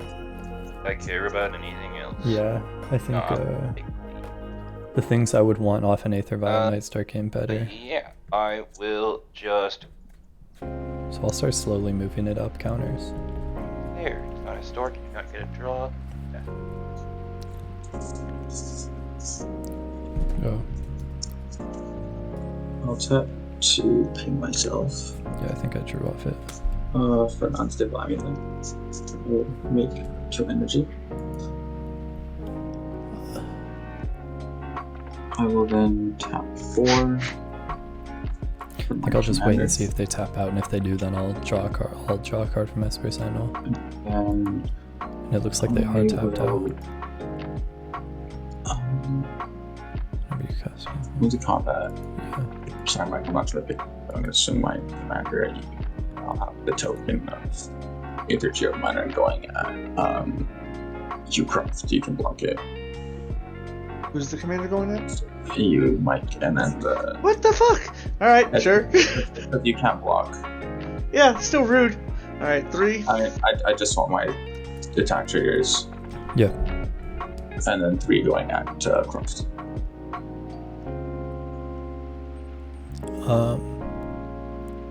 And they'll bounce if I block with the 2/4 double strike. Just the 3/1, yeah, you can block with Okay, cool. Yeah, I'll block with double strike, Extus. Yeah. Cool. So on attack, I will make 3 G. Oh, they did not play how I wanted it, so that's okay. Oopsies.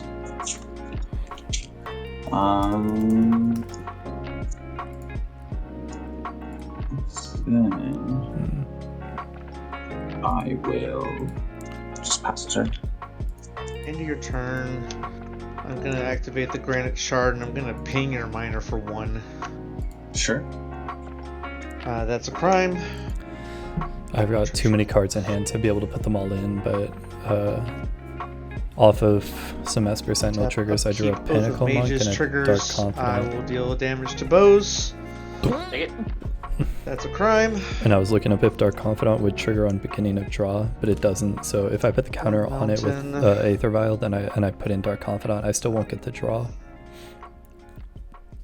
But I'm still gonna put it on 2, and then maybe I just flash it in on like Magda's end step or something. Fuck it. I'm gonna pay 4 for Corbin, Thane of Redfell. Ooh. Red source I control would deal damage to an opponent or permanent opponent controls. It deals that much plus 2. Feels like that won't stay on board too long. People don't like being dealt damage. I will also go ahead and sacrifice these 3 treasures. 3 red mana! And play Hedron Detonator. Whenever an artifact enters the battlefield under my control, it deals 1 damage to target opponent. I can sacrifice 2 artifacts to impulse draw. Do you want to pay 1 more for that or no?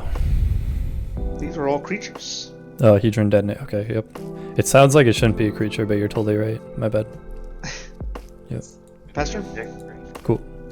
At the end of your turn, I'll do a Demand Answers. As an additional cost to cast a spell, sack an artifact or discard a card. So I'll pay 2. I'll discard a Pinnacle Monk, and then the Magecraft, I'll return Oliphant to my hand. And I'll draw 2 cards.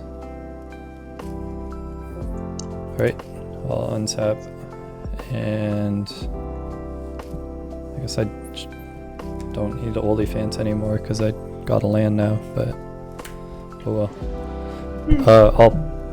I'll do this before I draw the Aether Vials on 2 now and draw for turn. Yeah, I probably shouldn't have gotten an Oliphant. I think what's it called? This would be better. The Dragon Rage Channeler. I'll just play an Arcane Signet, so I'll tap 2 like this for an Arcane Signet. I'll play a Bloodstained Mire, and I think that's maybe it. Let me think. I guess I could just cycle the Oliphant, maybe just get some deck thinning or whatever.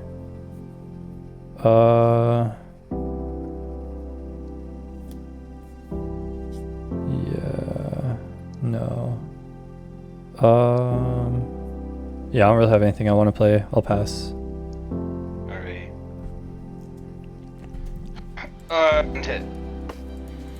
Yeah, because with the Scout's Warning, I have options now. Alright, I will play land. Yeah. It's a cool mountain. Yeah. Yeah, I shouldn't have gotten Oliphant. I think that was a misplay. To tap Joyra again. I should assume that I'm going to draw lanes with how much I'm drawing in this deck. Place Liberator. Urza's Battle Thopter. Flash Flying, a bunch of other stuff. Relatively. It's not. I will tap. So I think Bloodstained Mire I'm playing because I want the Surveil land. To play Tribute Mage. When it enters the battlefield, I search my library for an artifact card. Reveal mana cost 2. Reveal that. He's out drawing everyone because no one's stopping him really. So he's just gonna kind of run away with this with how much he's drawing. But what can I do about it, right? I can't really do much. So Aether Vial needs to be exact too, so I can't even put in a 1-drop, I think, right? It has to be an exact to make 2-drop. everybody feel a little bit better. The Helm of Awakening. So we all get a cost choice? 1 generic, less to cast.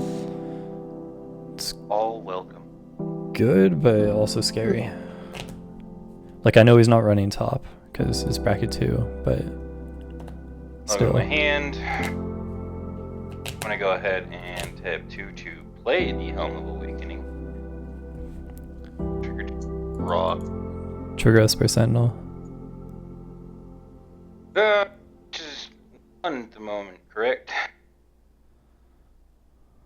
For Esper Sentinel.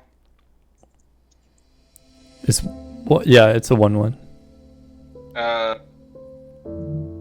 Yeah, we'll just. You can pay the 1.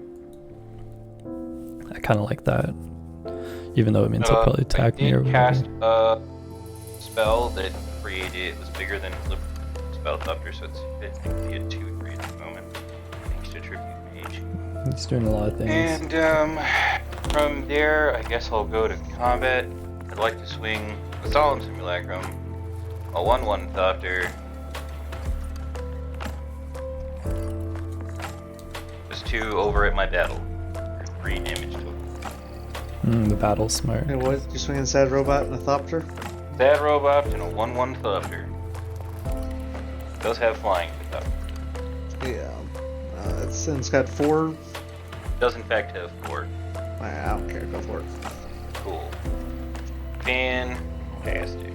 After that, I'll pass. Yeah, he's doing a lot of things, but I trust my deck to dig me out of this. How big is Joyra? Would it die to the board wipes I run? It would. Okay, because it's got 3 toughness. I guess you call them sweepers. Yeah. They're more sweepers. Oh, did you want to do the Oath of Mages? It will be 3 damage to either of their faces. No, that's alright. No one's playing. What the fuck? Hit people. Come on. Engage in violence. I'm not doing so great, so I don't know if it means. Neither am I. I'm still smacking. I say do it. I think I will. I'm gonna put my life total lower, and then I might do it. Tap these. These two. Yeah. To cast a Glimmer of Genius to scry 2, then draw 2 cards and make it 2 energy. Don't forget it costs 1 less generic to cast. It does? I have Helm of Awakening on the field. Oh. Yeah. This makes everything. Yeah. The whole table benefits from that. Then I'll pay for Esper. Yeah. I was about to say, yeah. Sounds good. Okay. Cool. It's the classic Esper debuff. That's not supposed to be here.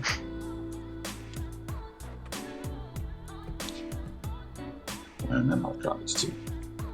Yeah, another land. I will then tap these 3 for a Warlord Virtuoso. And I will 3 energy, going up to 8. And I suppose I will. Yeah, so I'll do 1 for the Oliphant. Let's see here. I'll do the Surveil Land, and that'll leave me with 3 mana, which means I could do a Scout's Warning for a Dragon Rage Chandler. I will to combat. I'll poke you, Joyra, first 3. 3/5 Menace.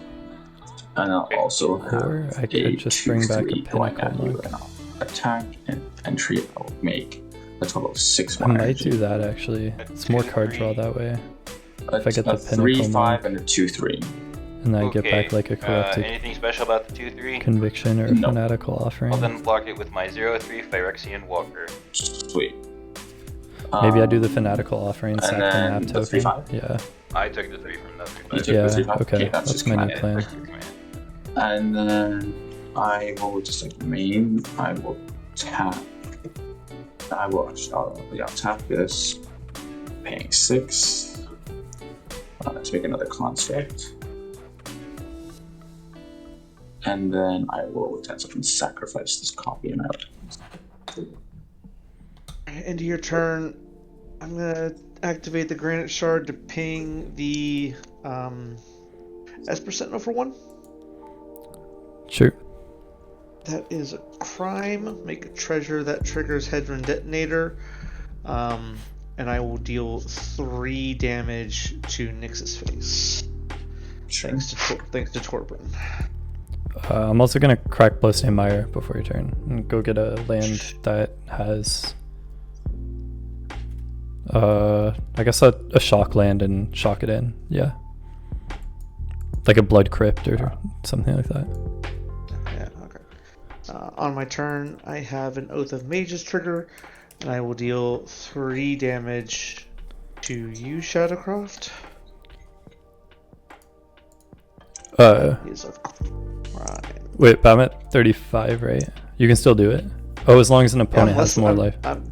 Yeah. Okay. I still have less life than you. Sounds good. So I have a tapped treasure now.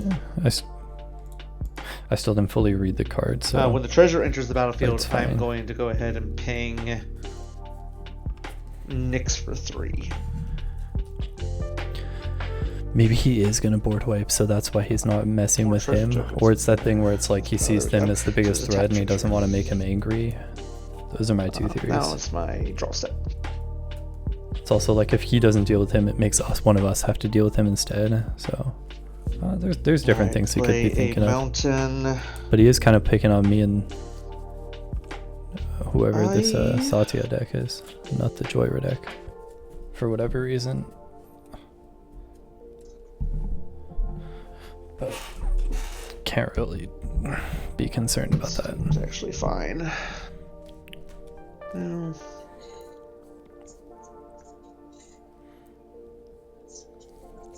Maybe to maximize it, I should have done the Pinnacle Monk play last turn, and then the Aether Vial this turn would have triggered Enduring Innocence more. I'm gonna pay 3. Oh well. Sorry, I'm gonna pay 2 because cost reduction. For You're welcome. Luring the Diversion. She has a partner with. I don't have that, obviously. So I think it's a black card. She's 3/3 with first strike, and for 2 mana I can sacrifice an artifact or creature to go target creature.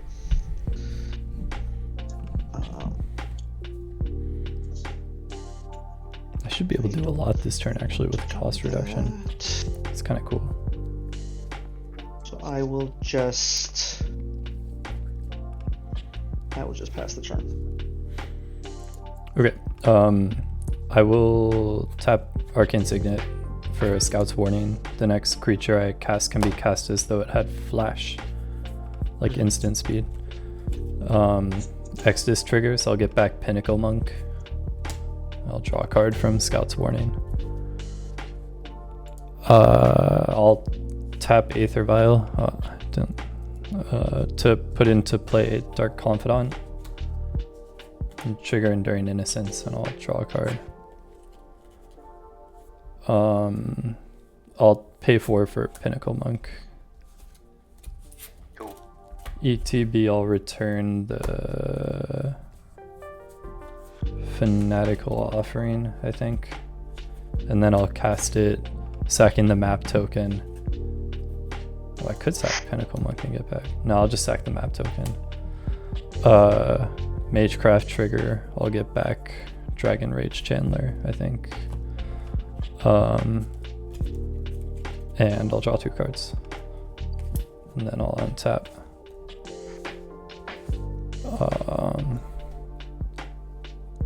I'll decide if I want to keep that at 2 or 3. I think I'll put it to 3. Aether Vial. And then Dark Confidant, I'll look at the top card. It's a land. Don't forget about Helm of Awakening. And then I'll draw for turn. Also, Oath, if you want to. Yeah, I'll decline the trigger. Okay. I think I'll do Stitcher's Supplier for 1. Using Talisman, lose a life. I'll mill 3. It's a Ardent Elementalist, Yahenni's Expertise, and a Path of Ancestry.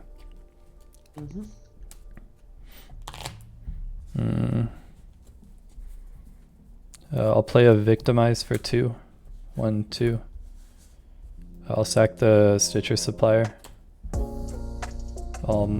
It's not an additional cost with this one, so that's just on resolution. So, but yeah.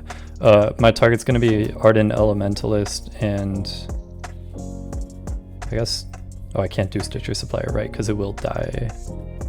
Or it's like an exchange, rather. Magecraft trigger, I think I'll return. I have like no target. Oh, right, yeah, I guess I'll return Esper Sentinel to my hand. No, I don't think I should do that yet, because I need to get more things in the bin, so I have a better... Okay, no Victimize yet, no Victimize yet. Where'd it go? I think it's here, yeah. I'll do a Deadly Dispute. Sack an artifact or creature, draw 2 cards, create a treasure token. I'll sack the Pinnacle Monk and return the Esper Sentinel. And draw 2 cards and make a treasure token. That's gonna cost me 1.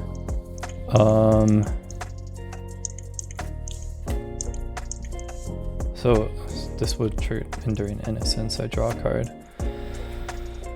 I feel like Victimize is just only going to get me one of the 3. Oh no, I would need to do the Stitcher Supplier then, and then that would get things into the graveyard. I'll use a treasure, I'll Village Rites the Stitcher Supplier, I'll mill 3 cards. Magecraft trigger, I'll return the Stitcher Supplier to my hand. Emptiness, Vicious Shadows, and a Blood Crypt, and then I'll draw 2 cards. There we go. Now, no, I still, okay. I just want to get my Ardent Elementals and my Pinnacle Monk.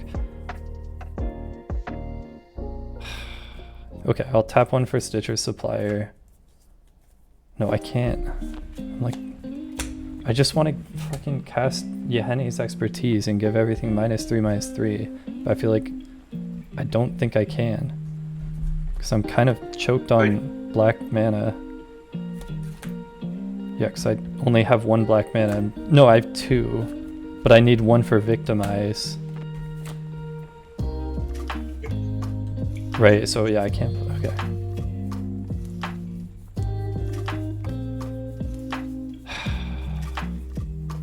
No, I don't think it's gonna... Oh, okay. Yeah, no, I can do it. Okay, cool. It's kind of a roundabout way, but this will work. I'll just play Impulsivity for 6. Cast a instant or a sorcery from a graveyard. And then it exiles. I'll target the Yaheni's Expertise. All creatures get -3/-3 until end of turn. And I can cast something with a mana value 3 or less. Cast trigger from Yaheni's Expertise. Extus triggers. I'll return... I guess I have response to this. Sure. Annoying as it is. I'm gonna pay 2, sacrifice this tapped treasure for Lorene. And I'm gonna goad one of Nyx's 6/12s. That will create to do a crime. So I will now deal 3 damage to Shadowcross's face off with Hedron Detonator. Sure. And I want to goad. Actually, yeah, I might as well since everything's going to get blown up anyway. I will pay 2 and sacrifice Magda to Lorene and go to the other 6/12. Those are my responses to -3/-3. Okay. Any other responses? Nope. Okay. Good response. Wish. Okay. Everything everything with 3 toughness or less dies.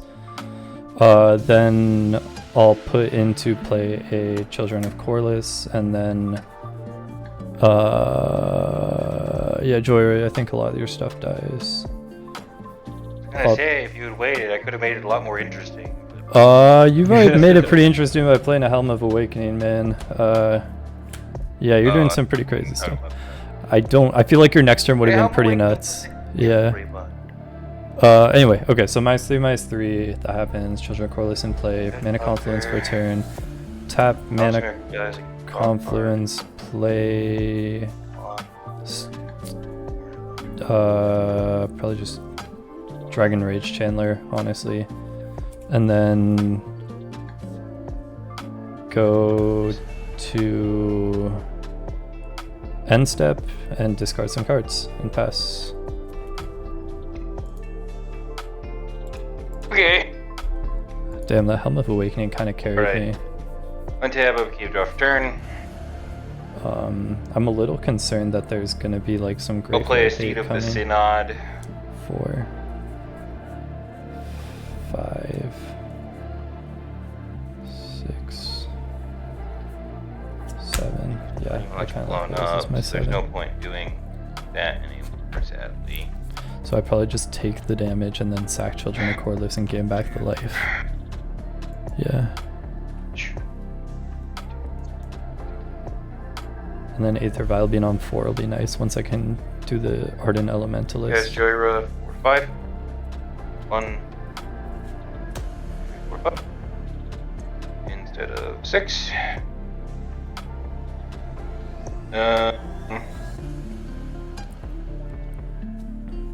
What's going on? What all is on your board, Extus or Shadowcroft? I've got, I think Dragon Rage Chandler's probably a 3/3 with flying. 2/4 double strike on the ground, a 1/1 on the ground, and a 7/5 on the ground. Oh, and Enduring Innocence is still a creature, a 2/1. Oh no, it died. Right, yeah. This is an enchantment now. Okie dokie. So just 4 blockers. Wow, I'm not attacking, sadly. Well, I will do this. They're goaded, so they have to attack. But yeah. What goaded them? I think you goaded 2 6/12s. Yeah, well, on Nyx's board. Oh, okay. Oh, they both goaded? Yeah, they're both goaded. Going to attempt to frogify Extus. Cool. He's a frog It's now. just 1/1 blue frog with no abilities. Sounds good. I wonder what I will do. Pass. Sack him, maybe, to victimize? Like, kind of sucks, though. I would rather have another sack outlet, not have to sack him to victimize, but it's okay. Play island. Well... Yeah, I think next turn should be cool. Unless graveyard hate happens, and sometimes it does, and that's fine. Pay 6 to make epic con. My graveyard actually isn't that stacked right And now. I will tap.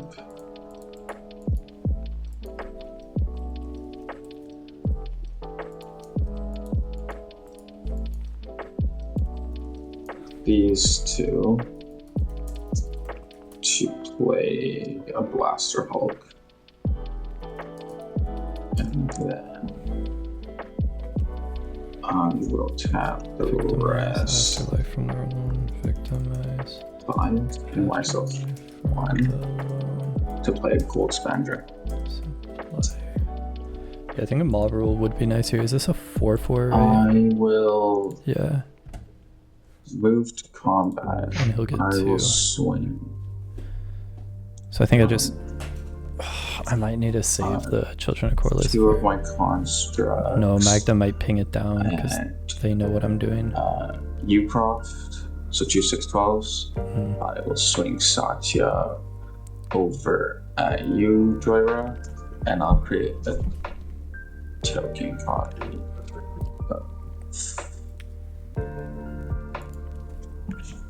Okay. The gold's back right in.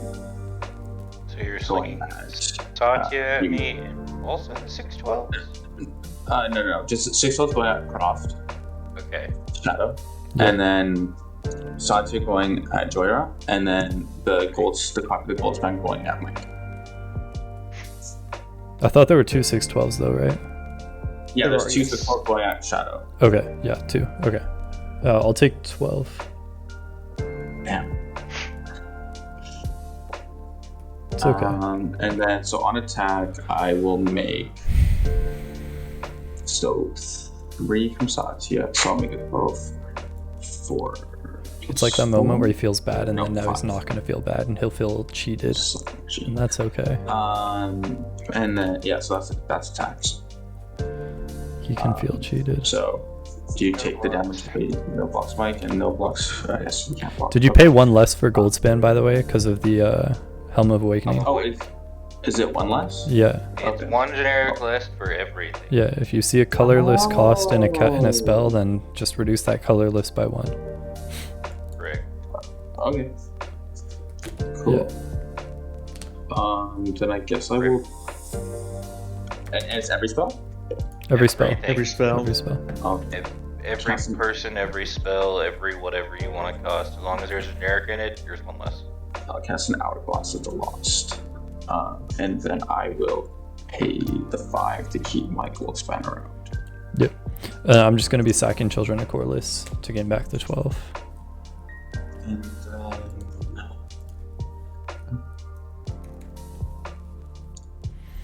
I think that is all I can do. So I'll pass. Yeah, I think This I will be have the to be doing a tapped mob roll token. here. See here. Upkeep Oath of Mages. Deal 3 damage to bows. Okay. Draw a card. Okay.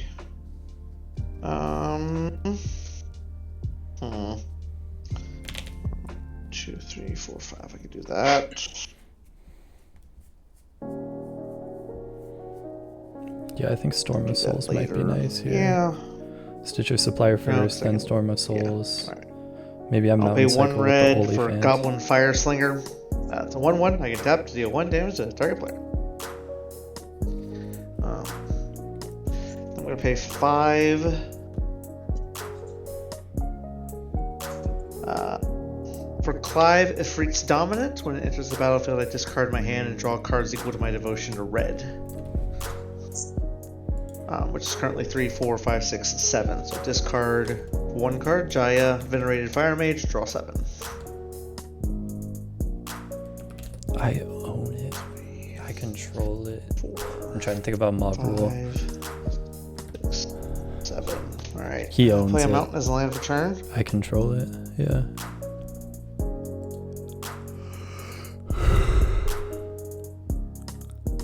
You know what? I feel like this game needs to go even faster. Down. Well, just you wait. It'll go. Pay 1 red and sacrifice a treasure for a descent into Avernus. Yep.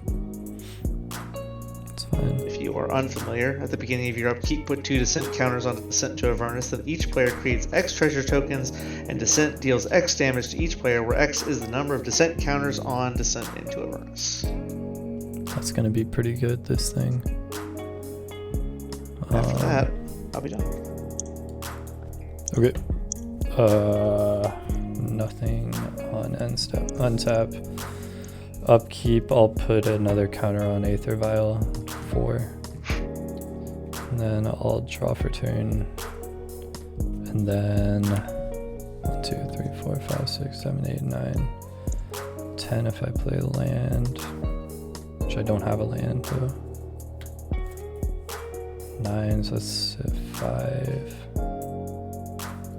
Guess talismans are kind of mana neutral, so that's cool.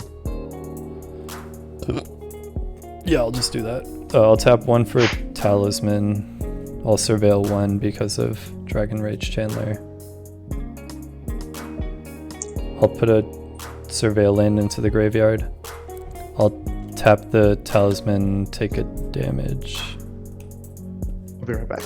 I don't have any responses. Alright, I'll cast the Stitcher Supplier. I'll mill 3. 1, 2, 3.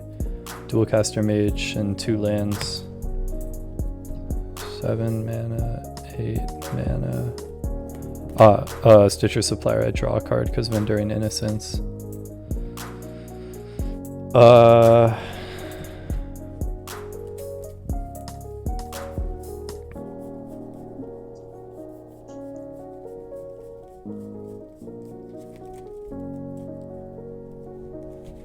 Trying to think what I want out of life.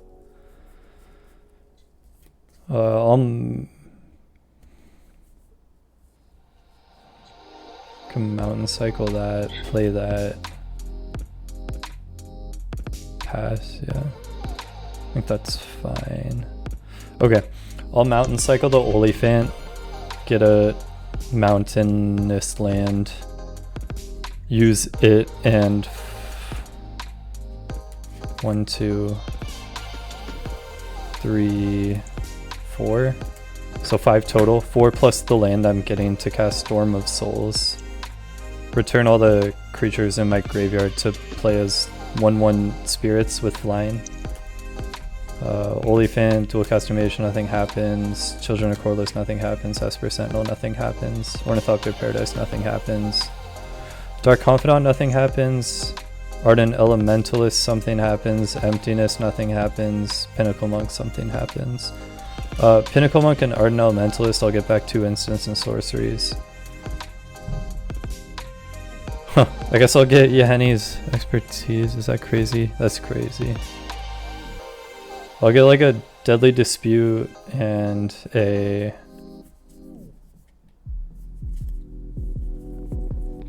Fanatical Offering. No, I should get Scout's Warning. Deadly Dispute and Scout's Warning, yeah.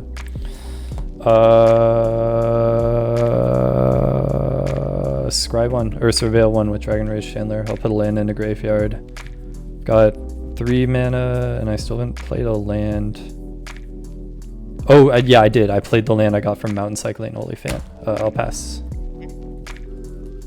Okie dokie. A mountainous land. I'll clean up my board in a sec, and yeah, if you have questions, just let me know. 2 questions for the group. What is the total number of non-land permanents each person has? Yes, you've got 12, 13, 14, 7, 15, 16, 6, 18. 18 on the permanents. Yeah. Satya? 1, 2, 3, 4, 5, 7, 8, 9, 10, Oh, 11, is this like 12. is that card? I think it is. Shuffle in and reveal that many off the top or something. No. Okay. Question: how many of those non-land permanents are creatures? 3. 12 of them maybe. 7 for me. Okay, we're gonna do it then. This seems like it'll at least be interesting. Least. I'm going to start with 1 red. That's what I'm saying. Esper Sentinel trigger. Yep. Yeah, I'll play it. Okay. Sure. Death triggers. I think it's just Stitcher Supplier. Children are coreless. I can sack, but that doesn't really matter. Yeah, just Stitcher Supplier. I'll mill 3. Also, Storm of Souls exiles when I cast it. So yeah. Anyway, there will be no more Storming of Souls. Fantastic. I'll put my Otherwise- commander back in the command zone. I'll mill the 3. And then for 6 total, I'm going to play Over the Top.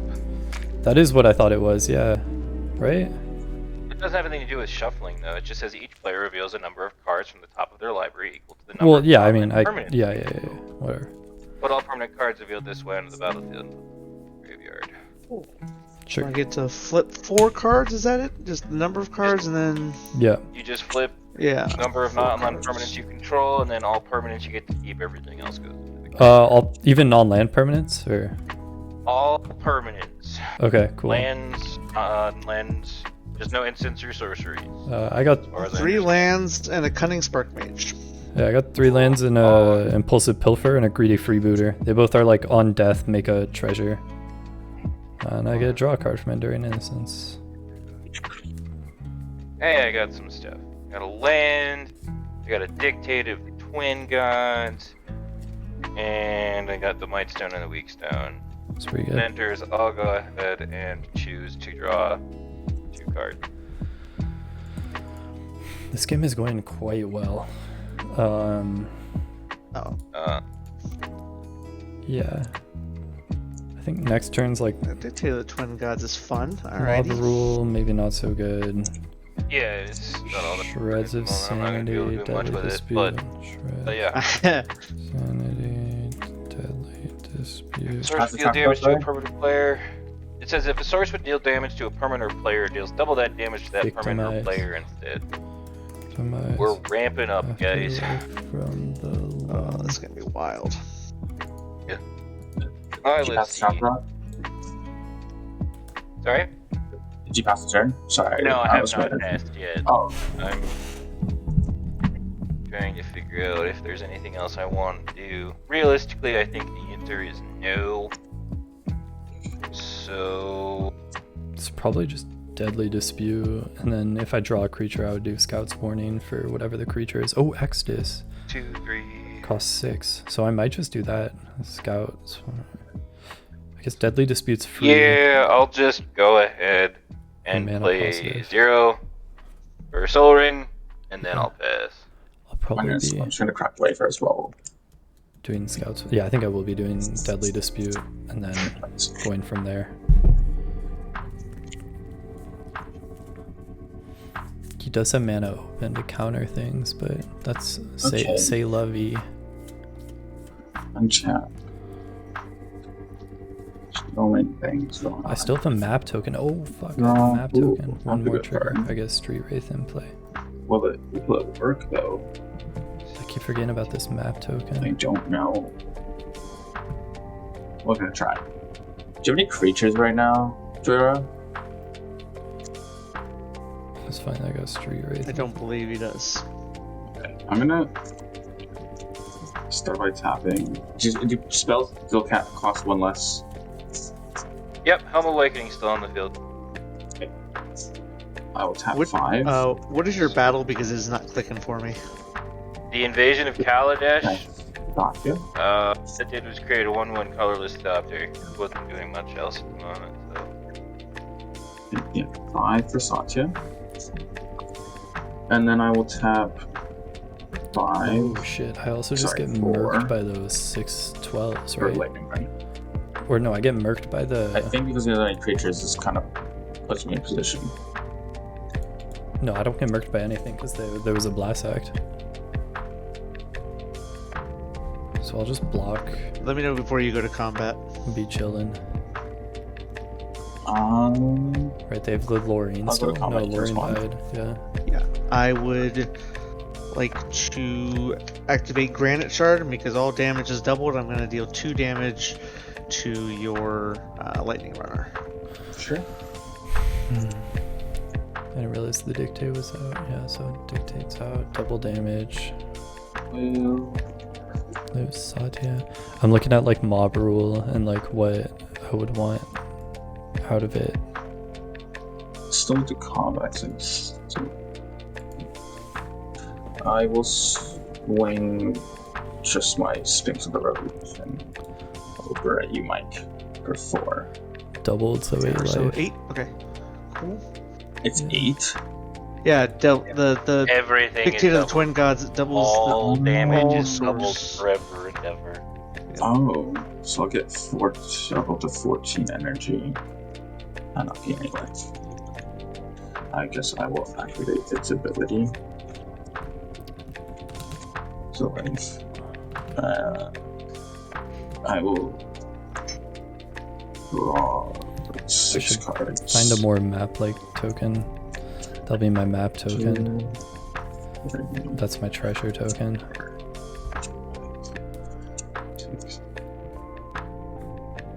Almost turn 9, I guess. 4, 5, 6, 7, 8, 9, Wait, 10, line for 11. Yeah, So I'm on turn 8. Yeah, I don't think I put Aether Vial on 5 here, right? I think 4 is a good spot to be. I already feel like I should have left it on like 2, honestly. So it's. Yeah, that's just. End of your turn. I'm gonna activate the Cunning Spark Mage. And do 2 damage to your face next. Sure. Tap. On my upkeep, I have Oath of Mages and Descent into Avernus. Oh, Descent. That's right. So Oath of Mages is going to deal that 2 damage changes to everything. Nyx, and then Descent on Avernus is going to get 2 counters on it, and then everybody will end up taking 4 damage and creating 2 treasures, Yeah, including myself. Yeah. kind of I'll changes just gonna things. respond. Just. Tapping my things. That's fine.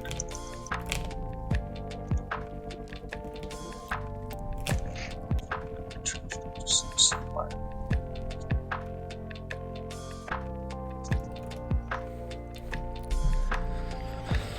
Is there any other plays I would do besides a mob rule? Is Yep, mob rule everybody gets really 2 the play I'm treasures. making? I'm trying to decide. Life tools are getting low. Take the damage, get the treasures.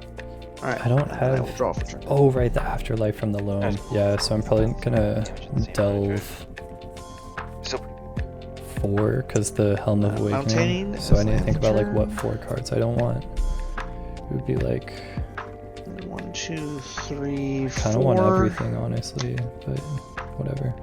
Just 4 lands. 4 5, Scourge of 6. Valkus. 4/4 flying. Whenever it or another dragon enters the 7, battlefield 8. under my control, it deals X damage to any target where X is the number of dragons that I control. did you make sure to remove the 1 generic from that cost from help? I did. Alright. So it gets to deal 1 damage, which will double to 2. Magda makes dragons Yeah, is the Nyx, I thinking there. hit you again since you gained that life. Red's worst nightmare. Sure, I'll take you. They're gonna do a lot of damage here. I will pay 3 But for if they- cost reduction for my commander. They can just get out 1 dragon, right?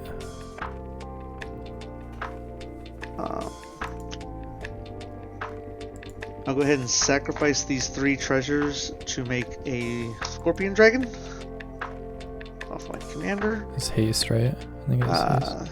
That will trigger Scourge to Yeah. deal 4 damage to something.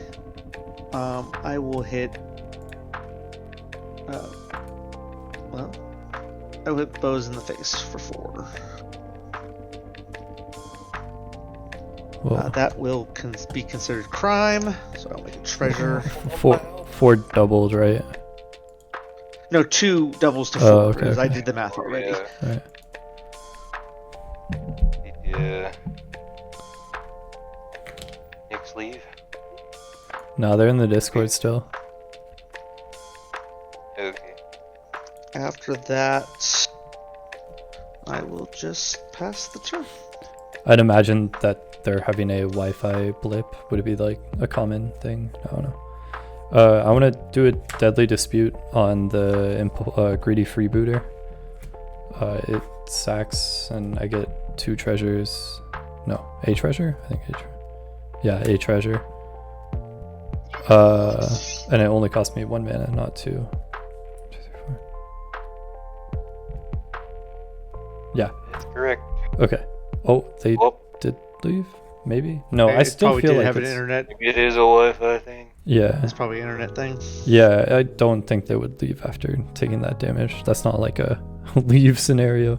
I'll draw 2 cards, and then I get another treasure, and I scry 1 from Greedy Freebooter's death trigger. So I scry. I'll put that on the bottom, and then I'll draw the 2 cards now. Okay. I'll untap. Trigger, just leave the 8th. Oh, no, I won't. I keep forgetting what I'm trying to do. Scout's Warning, right? Scout's Warning. Also, I should fetch land. Okay, so Arcane Signet, tap 1, Scout's Warning, draw a card. Next creature is Flash. Boom. Okay, then tap 5, because Helm of Awakening. One of the... I'm going to lose 2 life off this. One from Arid Mesa, 1 off Mana Confluence. They're both pay life, not lose life.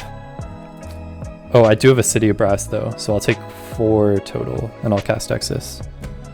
1, 2, 3, 4. Alright, I have to go find a land that can get, and I'm actually... No, it might have to be a survey land. I think I'm out of dual land types, which means so I would have to use a treasure. It's 5 instead of 6 because of the helm. Oh, I guess I do just have a swamp. Or Godless Shrine. No, I'll do a swamp, yeah. Back up 4 treasures. Put this survey land back in. Okay, then yeah, I go to turn. Untap. Extus is here. Board state. Okay.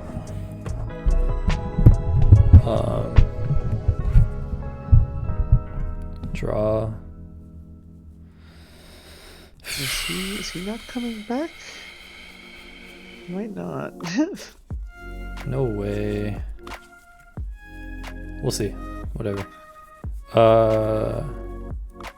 Should we play like he's not coming back? Oh, you can ask Discord. Ping in the Discord, see if he is coming back. Oh, and that draw card from Extus entering because of Enduring Innocence. Okay, cool. Card draw. We love it. I think I want to do a Victimize on the Greedy Freebooter, so that's going to cost me 2 mana. I'll use a basic and a land that has like the deal damage, the Battlefield Forge. Sack the Freebooter, get a treasure, get back a creature, 2 creatures, and then Magecraft, I get back a creature to hand. I'll get back the Ardent Elementalist to hand, because it costs 4. And... Ooh, no, before I... Sorry, I'm a mess. I'm gonna take that back. Put back a treasure. Untap these 2. 1 play before this. I think I'll do Mob Rule for 3 or less, because that would be Satya's board, and maybe a little bit of your board too. So 1, 2, 3, 4, 5, 6. Down to 1 treasure. Gain control of all creatures, power 3 or less. Untap them, they get haste until end of turn. Okay. In response, Magecraft trigger, that's what will get back Ardent Elementalist. Yeah, what's up? In response, I'm gonna tap the Cunning Spark Mage and deal 2 damage to Bo's face. Okay. That will be a crime. So all those have phased. And then... Well, I'm gonna play like Nyx isn't coming back, and you had the highest life, so... I'm not the one taking all your creatures. That's my. He's only taking Cunning Spark Mage and Magda. That's all he's taking from so me. So far, I think. Okay, so I still got back. Still got my Dargans. Then I do Victimize, and Victimize is gonna get back Impulsivity and Oliphant. And Impulsivity. And Impulsivity is going to cast Mob Rule from Graveyard, choosing 4 or greater. So that way Oliphant and Impulsivity will get haste. And also I'll get your board because I'm going to be choosing 4 or greater. Sure. And can we finally put this to an end? I'm tired. I think so. It looks like it. I have lost all the board off. I've lost track of all you did for like the last 3 turns. Yeah. So. Then so that's the Victimize, and then I'll do 1 for a Dragon Rage Chandler because that can attack this turn. That'll draw me a card because of Enduring Innocence. Okay. I mean, yeah, what's your total power on your board? Considering there's double... Don't do double damage. Just tell me total and then I'll double it, okay? Spark Mage is a 0/1, Magda is a 1/2/2, and then both the dragons are 4/4s. Okay, so 2 4 4 is 8, plus 2 is 10, so that'll be 20 damage, and then I have... and all of them are going to get +2/+0 from Oliphant, so that'll be 20 plus maybe 10, or no, maybe about 10. So maybe 30 damage, and then I have 6 + 7 is 13, plus 3... You have enough. Okay. Your creatures... Sure, fine. Good enough for me. Okay, cool. Have a good night. Yeah. Good night, guys. Yeah, it's rough that guy left. Well played, but I guess so. Alright, Dictate Twin Gods carried me. Yeah, have a good one, dude. Bye.